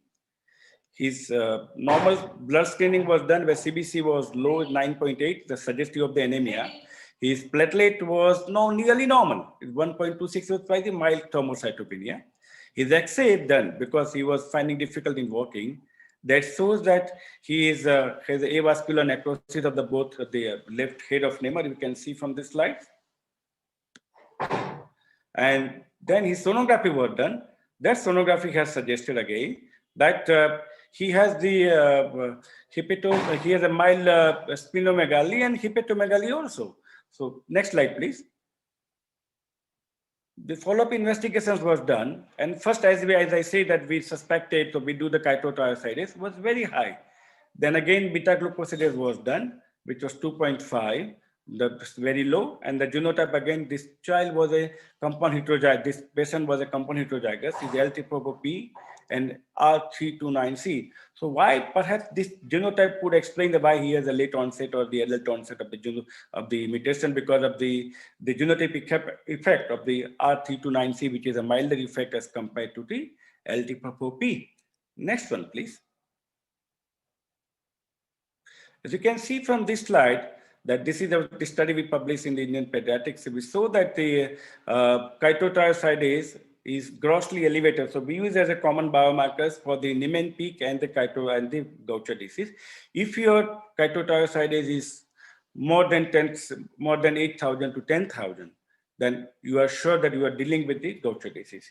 If it is in the range of 5,000 or some 4,000 to 5,000 to 8,000, then possibly it's a Niemann-Pick disease. There are other storage disorders where you do find the chitotriosidase elevated, like in GM1 gangliosidosis, in Krabbe also sometimes, and also in Microlipidosis. But you cannot use them as a marker. The biomarker you can use only mainly for the Gaucher disease. Next one, please. This again is a slide of the 10-month-old child who was referred to us and because of the glaucoma. Face was not the dysmorphic, but you can see that there was a dysmorphic face was there. And we did the urinary screening at the time. This only the parents only opted for the edge spot, which was suggestive that child has a MPS, but then I think the child disappeared. They never came back for the diagnosis afterwards. They thought it's just a glaucoma and that this may be a falsely positive GAG spot test.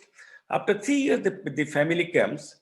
You can see that the child has got dysmorphic features, hyposcoliosis, mild hepatosplenomegaly, and protruding tongue, and glaucoma. And then when we did the urinary screening by the GAG study, the GAG was showing that there was an excess of the methane sulfate. So, and the mild of the KS and the DS as well.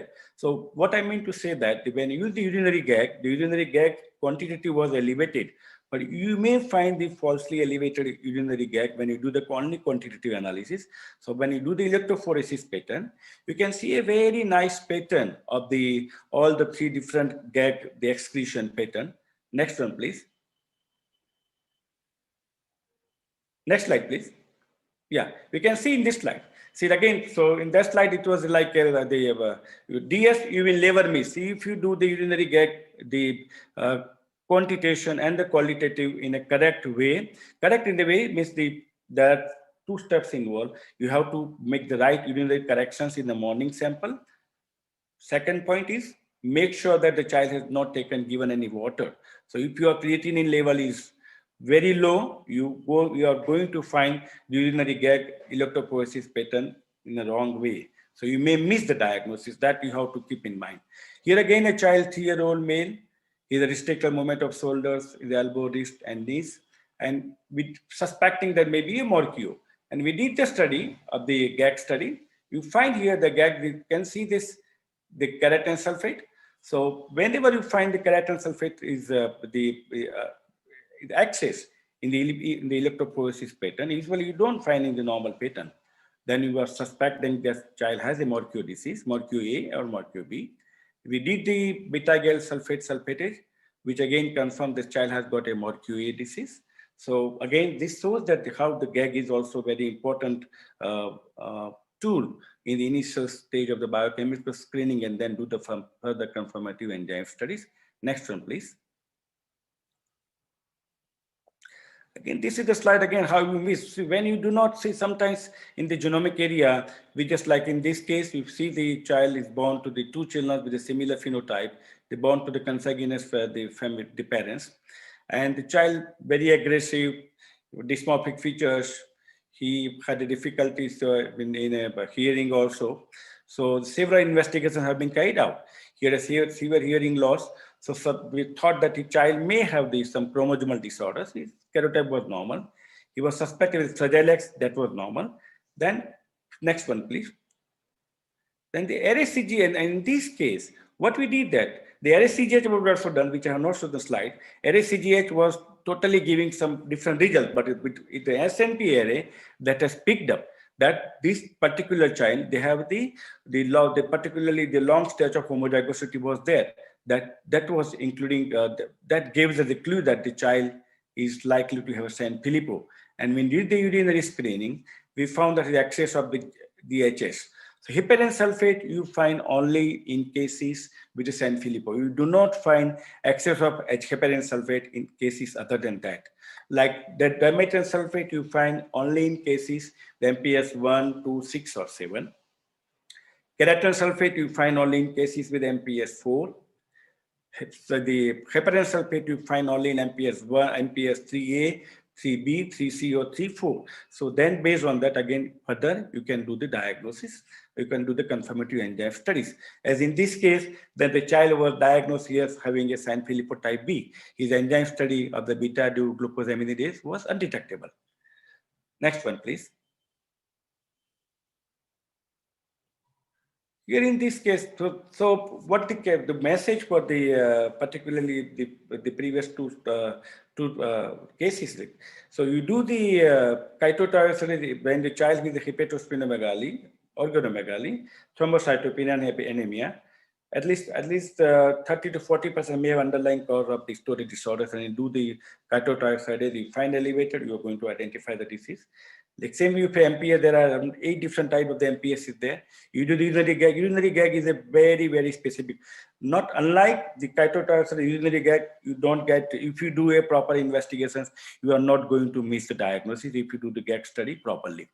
This is again a case where the child is born, the family had got a 2 earlier IGR, and the third child, he was IGR and a coarse facial features, and he's suspected to be a MPS, but his MPS, the gag study was normal. Next one, please. What we develop is we have developed the microlipidosis screen test, which we have patented here. And I think Ashwin, we have also published a paper also with Dr. Ashwin, and not a single case we have missed. So it doesn't give a false positive or false negative studies.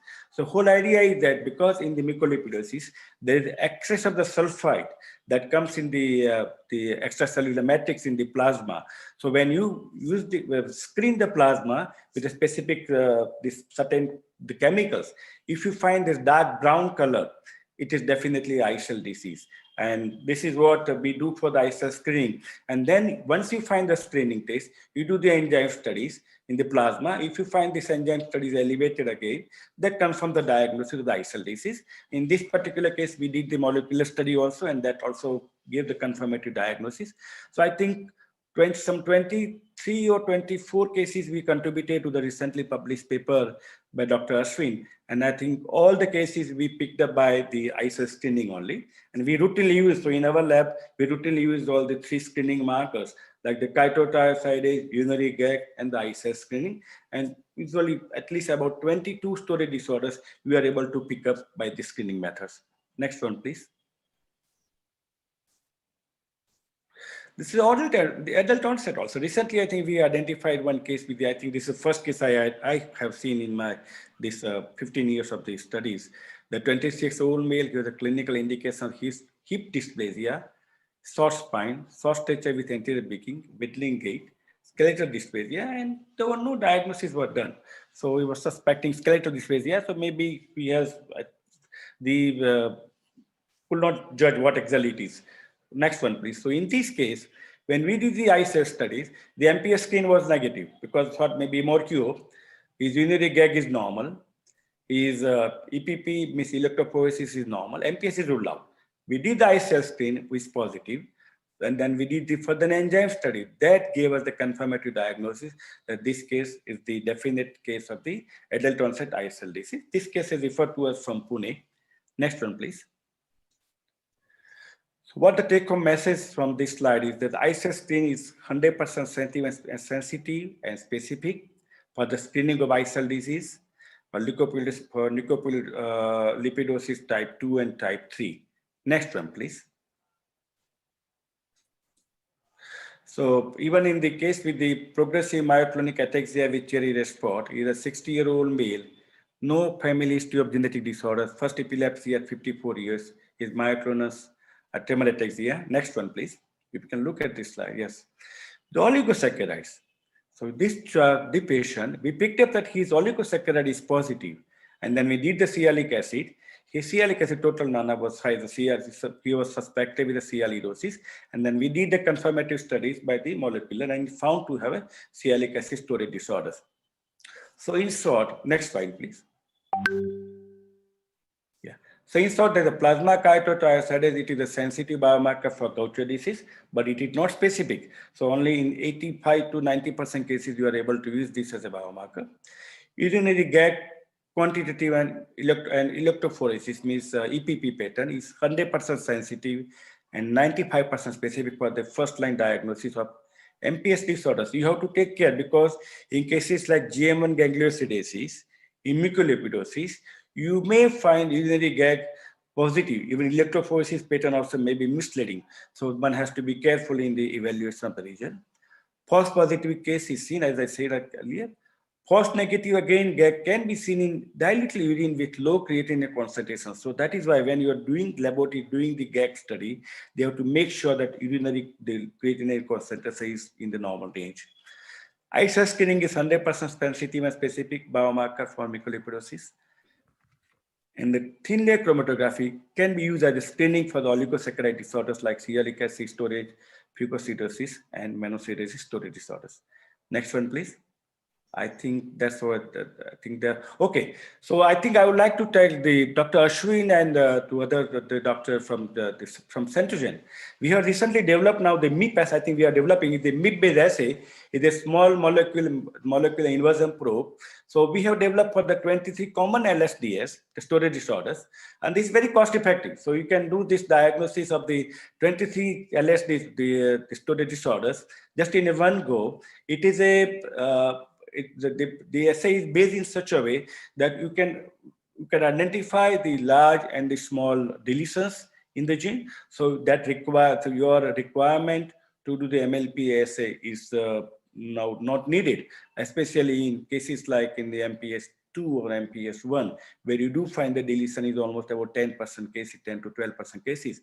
But the MIP-based assay and GS, and they're cost effective also. We are doing it in almost in 8,000 rupees. So what we have now, we have developed the approach is that whenever we are suspecting storage disorders, we just give us a sample, we run the panel, we find the positive. If we are finding mostly if you find a VUS also, but then we do the confirmatory study by the enzyme study. So automatically your functional study is done and you have molecular study also in one go. So these are very cost-effective assays. We are not yet popularized, but I think very soon we have available more data we are developing, and very soon we'll just, once we publish the papers, I think we have filed the patent for this technology for the storage disorders. And once we approve that, I think we will send for the publications and we'll popularize the assay. This will be really useful. Right now, we have only developed this for the 23 common storage disorders, which we identify in India as the most common one.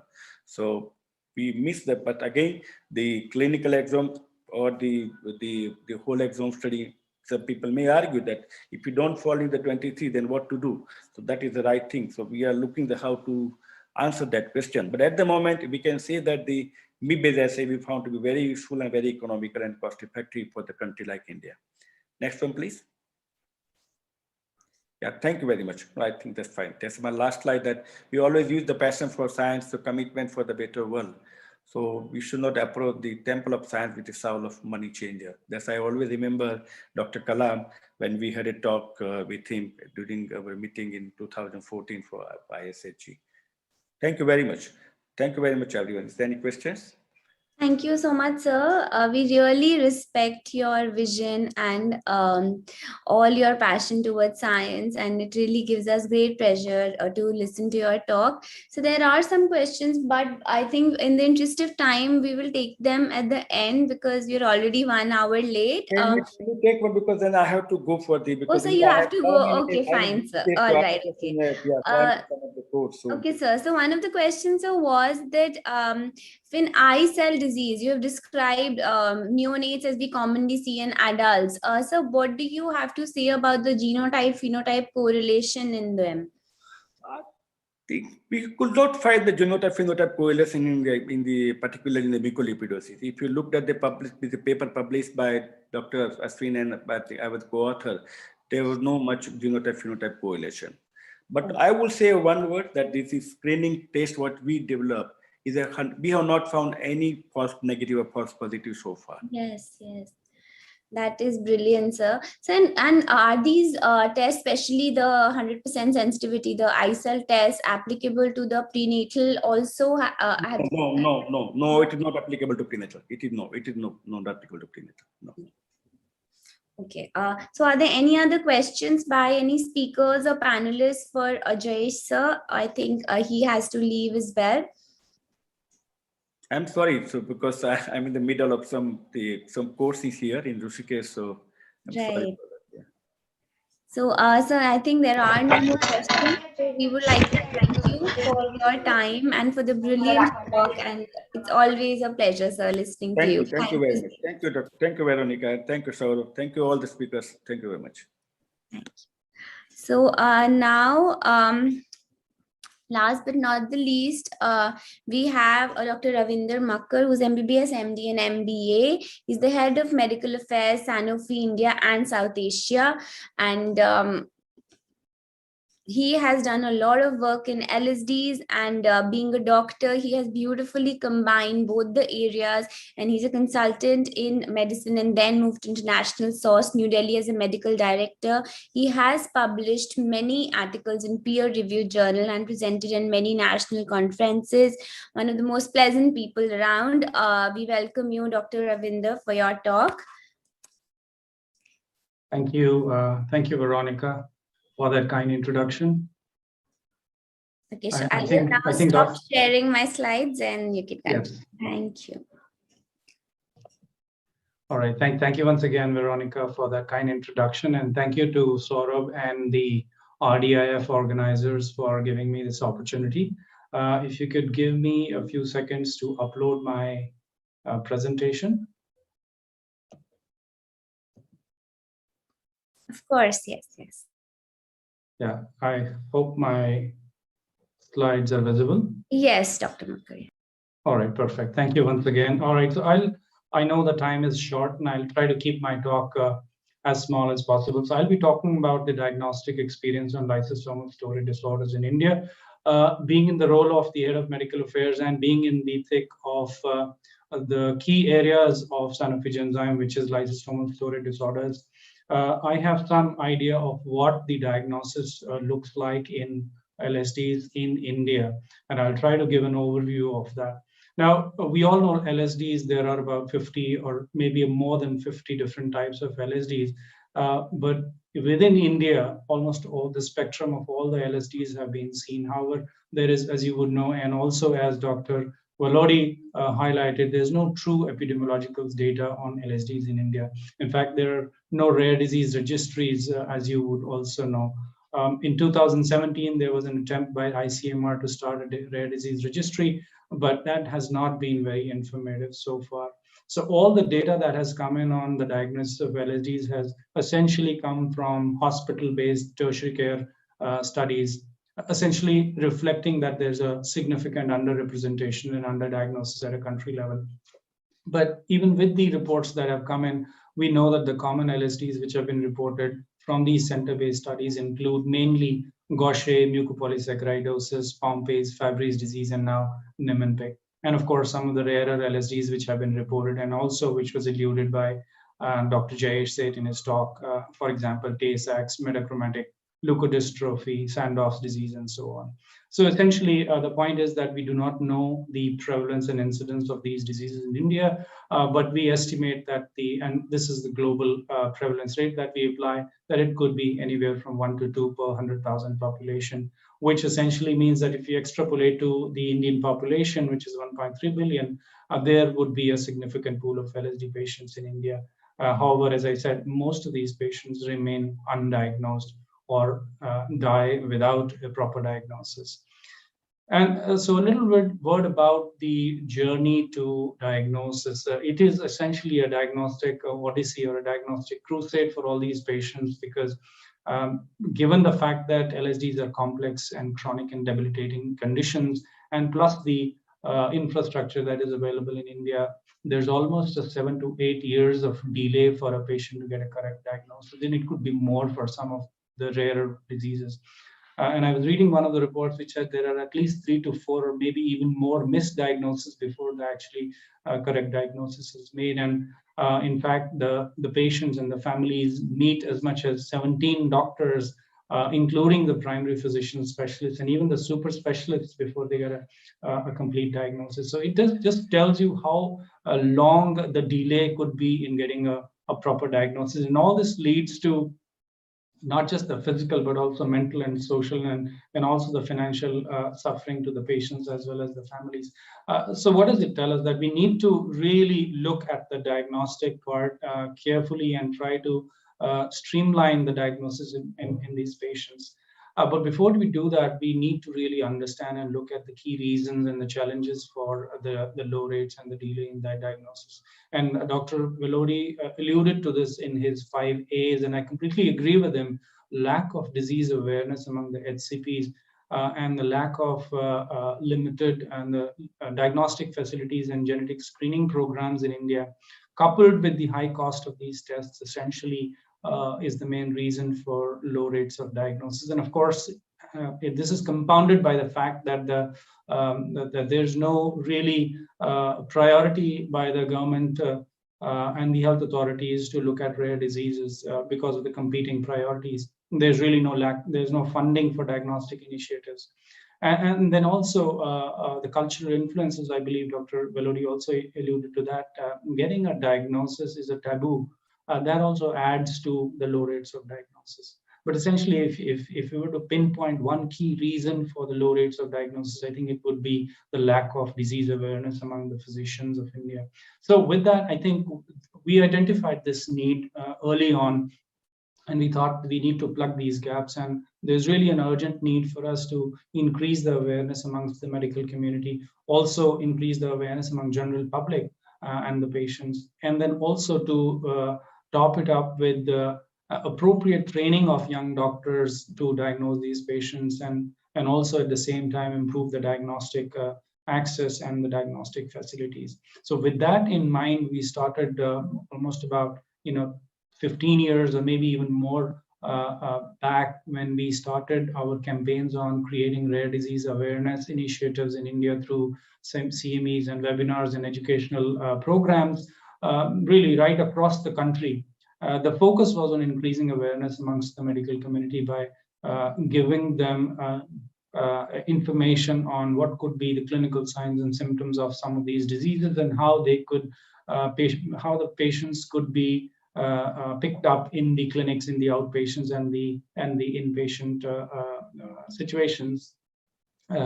And we also were very aware of the need for easing the diagnostic odyssey for these patients. So we looked at the dried blood spot samples. As you would know, the diagnostic infrastructure is limited. The shipping of the samples is always a big problem. So we thought of looking at dried blood spot samples as one easy way of providing the enzyme and the mutation assays to these physicians. And in fact, there was a big meeting that happened in 2009 in Amsterdam, in Netherlands. It was an international workshop where there were more than 40 experts who were together to really look at the dried blood spot samples and the validations of the assays for the lysosomal storage disorder. And it was really, after that, the DBS sample became a standard for diagnosing LSD patients. In India, we started to provide free DBS kits to physicians who were interested in diagnosing these patients in their clinic. And it became very easy for them to take a sample and send it to the laboratory. And Veronica, you would know, as part of the Sir Gangaram Hospital, Sanofi Genzyme has forged a very important diagnostic partnership with Gangaram Hospital to help physicians diagnose these patients. I think this started in 2013 when we introduced the free enzymatic assays for 4 of the LSDs, namely Gaucher, Fabry, MPS1, and Fabry's disease. We really understood that enzyme assays would not be the complete solution for this, so we provided an added service of free mutation testing to patients who were suggestive because of the enzymatic assay analysis. In 2015, the samples were being sent to Austria as a service to the physicians. We actually named our program Disha program. Disha is a word for direction, and this gave a direction to the diagnostic odyssey for these patients. Knowing that the cost of sending samples outside can be prohibitive, and it did become difficult for us to sustain that partnership with Austria. So we tried to look at mutation testing capabilities within India, and in 2019 we started providing free mutation testing services to patients, suspected patients. And we did not need to send the samples outside India. So we provided this service within India. And now we've included in 2020 Niemann-Pick assay also. Essentially, all this service led to an increase in the diagnosis. In fact, from 2013 onwards, when the initial pickup was low, but after two or 3 or 4 years, after our educational initiatives, the usage of DBS and the diagnosis of patients picked up significantly. In fact, till now, we have about 6,000, more than 6,000 patients who have benefited from this free service. There was a little blip because of 2020 and 2021 COVID, but the trends are again picking up, which means that more and more patients would avail of this service and get a diagnosis, hopefully in 2022 and beyond. And just a interesting observation that we found from the samples that were tested, most of these, a majority of the samples came from South India, followed by North India. Very few samples came from East and West of India. Now, that's not a true representation of the prevalence bias. I think it is to do with the awareness levels and also to do with the ease of sending samples to some of these states. And there are a few key diagnostic labs that I would like to mention. Of course, Gangaram Hospital in Delhi. Fridge, Dr. Jayesh has been at the core of diagnostics, genetic diagnostics in the western part of India. He's been working since 1985, as I heard correctly. And of course, Dr. Ashwin Delausa, who was the previous speaker at CDFD in Hyderabad. I think these labs have done a tremendous job in providing the diagnostic support to the physicians who have suspected IMDs and LSDs in their clinical practice. And of course, there are certain private labs like Centogene, Lifestyle Diagnostics, MedGenome, and PerkinElmer who are providing support at a cost to these patients. I'll quickly spend a few minutes on what has been really the experience in diagnosis of LSD. And I would like to highlight this paper that was published from Sir Gangaram Hospital. I think this was in 2015 study, which looked at the enzyme assays on dried blood spots for the diagnosis of LSDs. And as you would see, a large number of patients were found to be positive, and almost about 30% of the samples were found to be biochemically suggestive of LSDs. And out of these, majority of them were Gaucher, Hurler syndrome, and Pompe, followed by a few others. So which means that there's a large population of Gaucher, MPS I, and Pompe amongst the LSDs who may be out there and need additional diagnosis.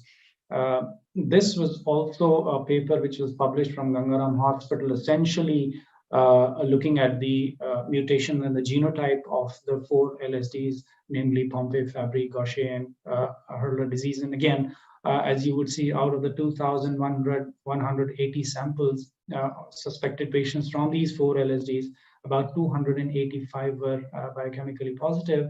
And again, the trend was very clear that this was majority of Gaucher and Pompe and MPS I patients who contributed to the biochemically positive patients. And very interestingly, you would see that amongst the Gaucher patients, the L444P happened to be the largest variant that we would find. Almost 2/3 of the patients had this mutation, which again goes to show that the type 3 Gaucher disease could be the commonest phenotype in India. And then, of course, they were followed by common variants in MPS I, Pompe, and Fabry. A very interesting paper, again, published from the Gangaram team. This was the recent 2020 paper published, an NGS-based study, which looked at the carrier frequency and the pathogenic variants of common genetic disorders in 200 unrelated individuals comprising of 88 couples. And this was mainly from the North Indian population. This study gave an interesting finding of a higher carrier frequency for genetic deafness, cystic fibrosis, and Pompe, which was rather unexpected. And the carrier frequency of Pompe was in fact 1 out of 67, which means that there could be a very high carrier frequency for Pompe in Indian population. Paper, this was referred by Dr. Ashwin Delausa in his talk. I think the CDFD has done a tremendous job in Niemann-Pick. This was a paper which was published in, I think, in 2000 and this was 2016, in fact. They looked at the spectrum of Niemann-Pick SMPD mutations in the Asian Indian populations. They studied almost about 60 families, and they found a total of 45 different mutations, out of which only 14 were reported previously, and most of them were novel. And this goes to the point which he was trying to make, that Indian genetic makeup may be different from some of the other Caucasian population in the publications which we have seen. So we need to really study the Indian genotype as we go along. And also, this is the functional characterization of novel variants that they saw in the SMPD gene. Again, out of the total 40 unrelated pediatric patients, they could identify 18 previously unreported variants. And interestingly, out of the 40 cases, 22 had the Niemann-Pick D type A phenotype, while the 6 had Niemann-Pick type B phenotype, while the other remaining 12 could not be assessed because of the paucity of clinical features. And again, this is a wonderful information that we have, because we do not have information on Niemann-Pick B from India. I think that these papers add so much to the knowledge of Niemann-Pick, and especially with the fact that Niemann-Pick did not have any treatment till now, but the first ever treatment for enzyme replacement therapy for Niemann-Pick is now underway. It should be made available to some of the patients in India. And these papers and the information in these papers would be so very helpful in helping the treatment of these patients. Again, this was a paper published by Dr. Jayesh Seth and his team from Fridge. They looked at the carrier frequency of the L444T in Gaucher. And again, the carrier frequency was high. It was demonstrated to be 1 in 600, again suggesting that this is a common Gaucher mutation in India. So I'll try to stop here and maybe give some conclusions in terms of what the diagnostic scenario looks like for India. And one thing is very clear, that we do not have any clear prevalence data or incidence data of LSDs in India, which means that we really need to work both from the industry side as well as from the academia side, and also from the government side, to look at rare disease registries in India to get a clear understanding of what is the burden of disease of these patients in India. Many of these LSD patients still face diagnostic delays. However, I think they have, with the last 7 or 8 years, the situation has improved slightly, and now the diagnostics are a little easily available, and hopefully the delay would be lesser in most of these patients. I think the key point that we need to understand is there is a lack of awareness amongst HCPs, and that really is the rate limiting step. And I think we need to improve this awareness amongst the physicians. So I think one of the points that you raised, Veronica, during your discussion with Dr. Belodi was, right at the MBBS level, right at the graduation level of the doctors, we need to really think of including this curriculum in the MBBS studies, where rare diseases should be a part of their curriculum.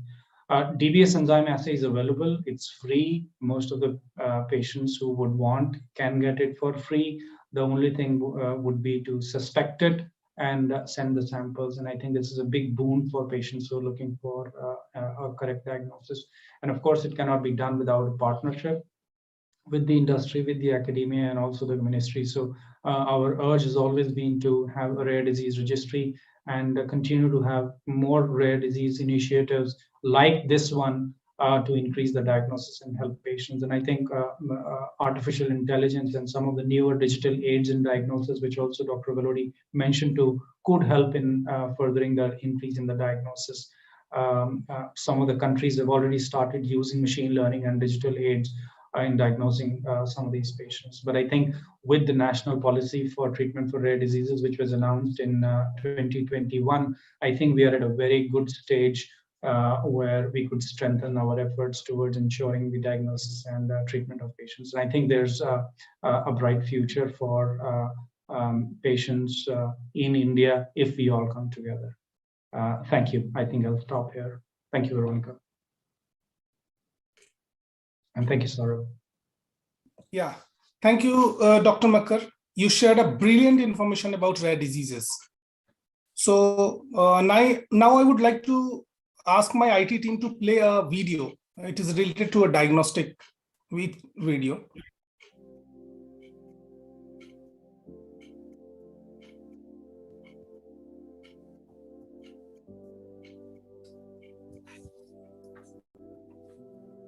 Lysosomal storage disorders, or LSDs, are a group of inherited metabolic diseases. Each is caused by one or more mutations that results in the deficiency or malfunction of lysosomal enzymes.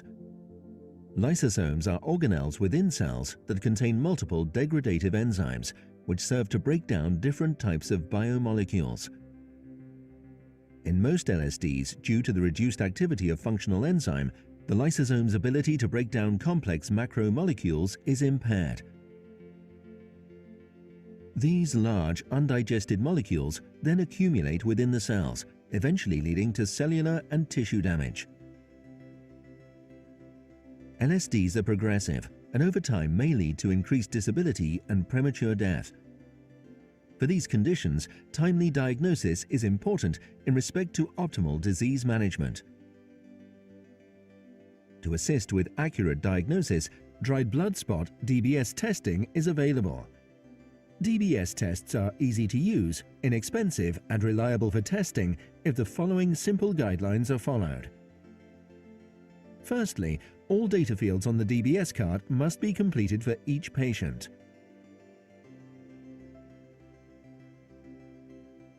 Dried blood spot specimens are obtained by collecting and applying whole blood to specially designed specimen collection paper.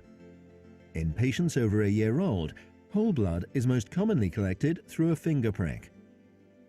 The blood should be applied to each circle on the Dbs card. The blood should cover the whole circle. Laboratories may also accept samples collected by standard venipuncture. Blood can often be collected in EDTA tubes, but the performing laboratory should be firstly consulted. Collect venous blood in a collection tube and immediately invert the tube to mix the additive. Blood can be transferred using a pipette under the appropriate safety equipment. Hold the pipette tip above the center of a circle close to the surface but without touching it. Gradually discharge the blood and let it soak into the paper, filling the circle completely with a single application. Repeat the procedure for all remaining circles of the filter paper. Incorrect sample handling may lead to false positive results or sample rejection. Therefore, make sure the blood is properly collected. To preserve enzyme activity, samples must be dried at room temperature for at least 3 hours, away from direct heat or sunlight. To avoid cross-contamination, do not stack cards. Cover samples after they are dry. Dbs specimens are classified by the International Air Transporter Association, IATA, the World Health Organization's Guidance on Regulations for the Transport of Infectious Substances, and by the International Civil Aviation Organization as a non-regulated exempt material. This makes Dbs easy and safe to be shipped by regular mail when your local regulations and institutional policies for packaging and labeling are followed. Dbs-based tests enable quantification of enzyme activity and easy sample collection. Positive Dbs results should be confirmed as per local guidelines, often by either enzymatic activity on white blood cells from venous sample or tissue and/or genetic analysis of the suspected lysosomal storage disorder.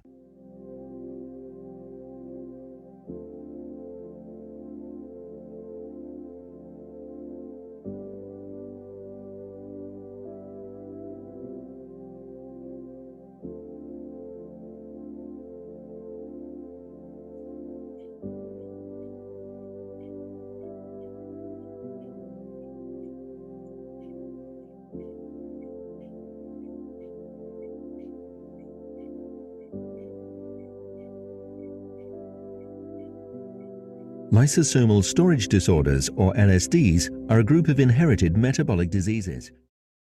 These are the very informative session, and I'm really very glad to see you all there on this occasion of Rare Disease Awareness Program. I would like to thank all the respected speakers who delivered their fantastic speeches today on Rare Disease Awareness event, National Symposium 2022, Care for Rare. So thank you so much, Dr. Ashok Velodi, Dr. Hooten Avery, Dr. Jayesh Seth, Dr. Ashwin Delausa, Dr. Ravinder Mukher, and Dr. Veronica Arora. And now I would like to appeal our audience to please do not forget to watch other 2 days on the same time on same link. So thank you so much.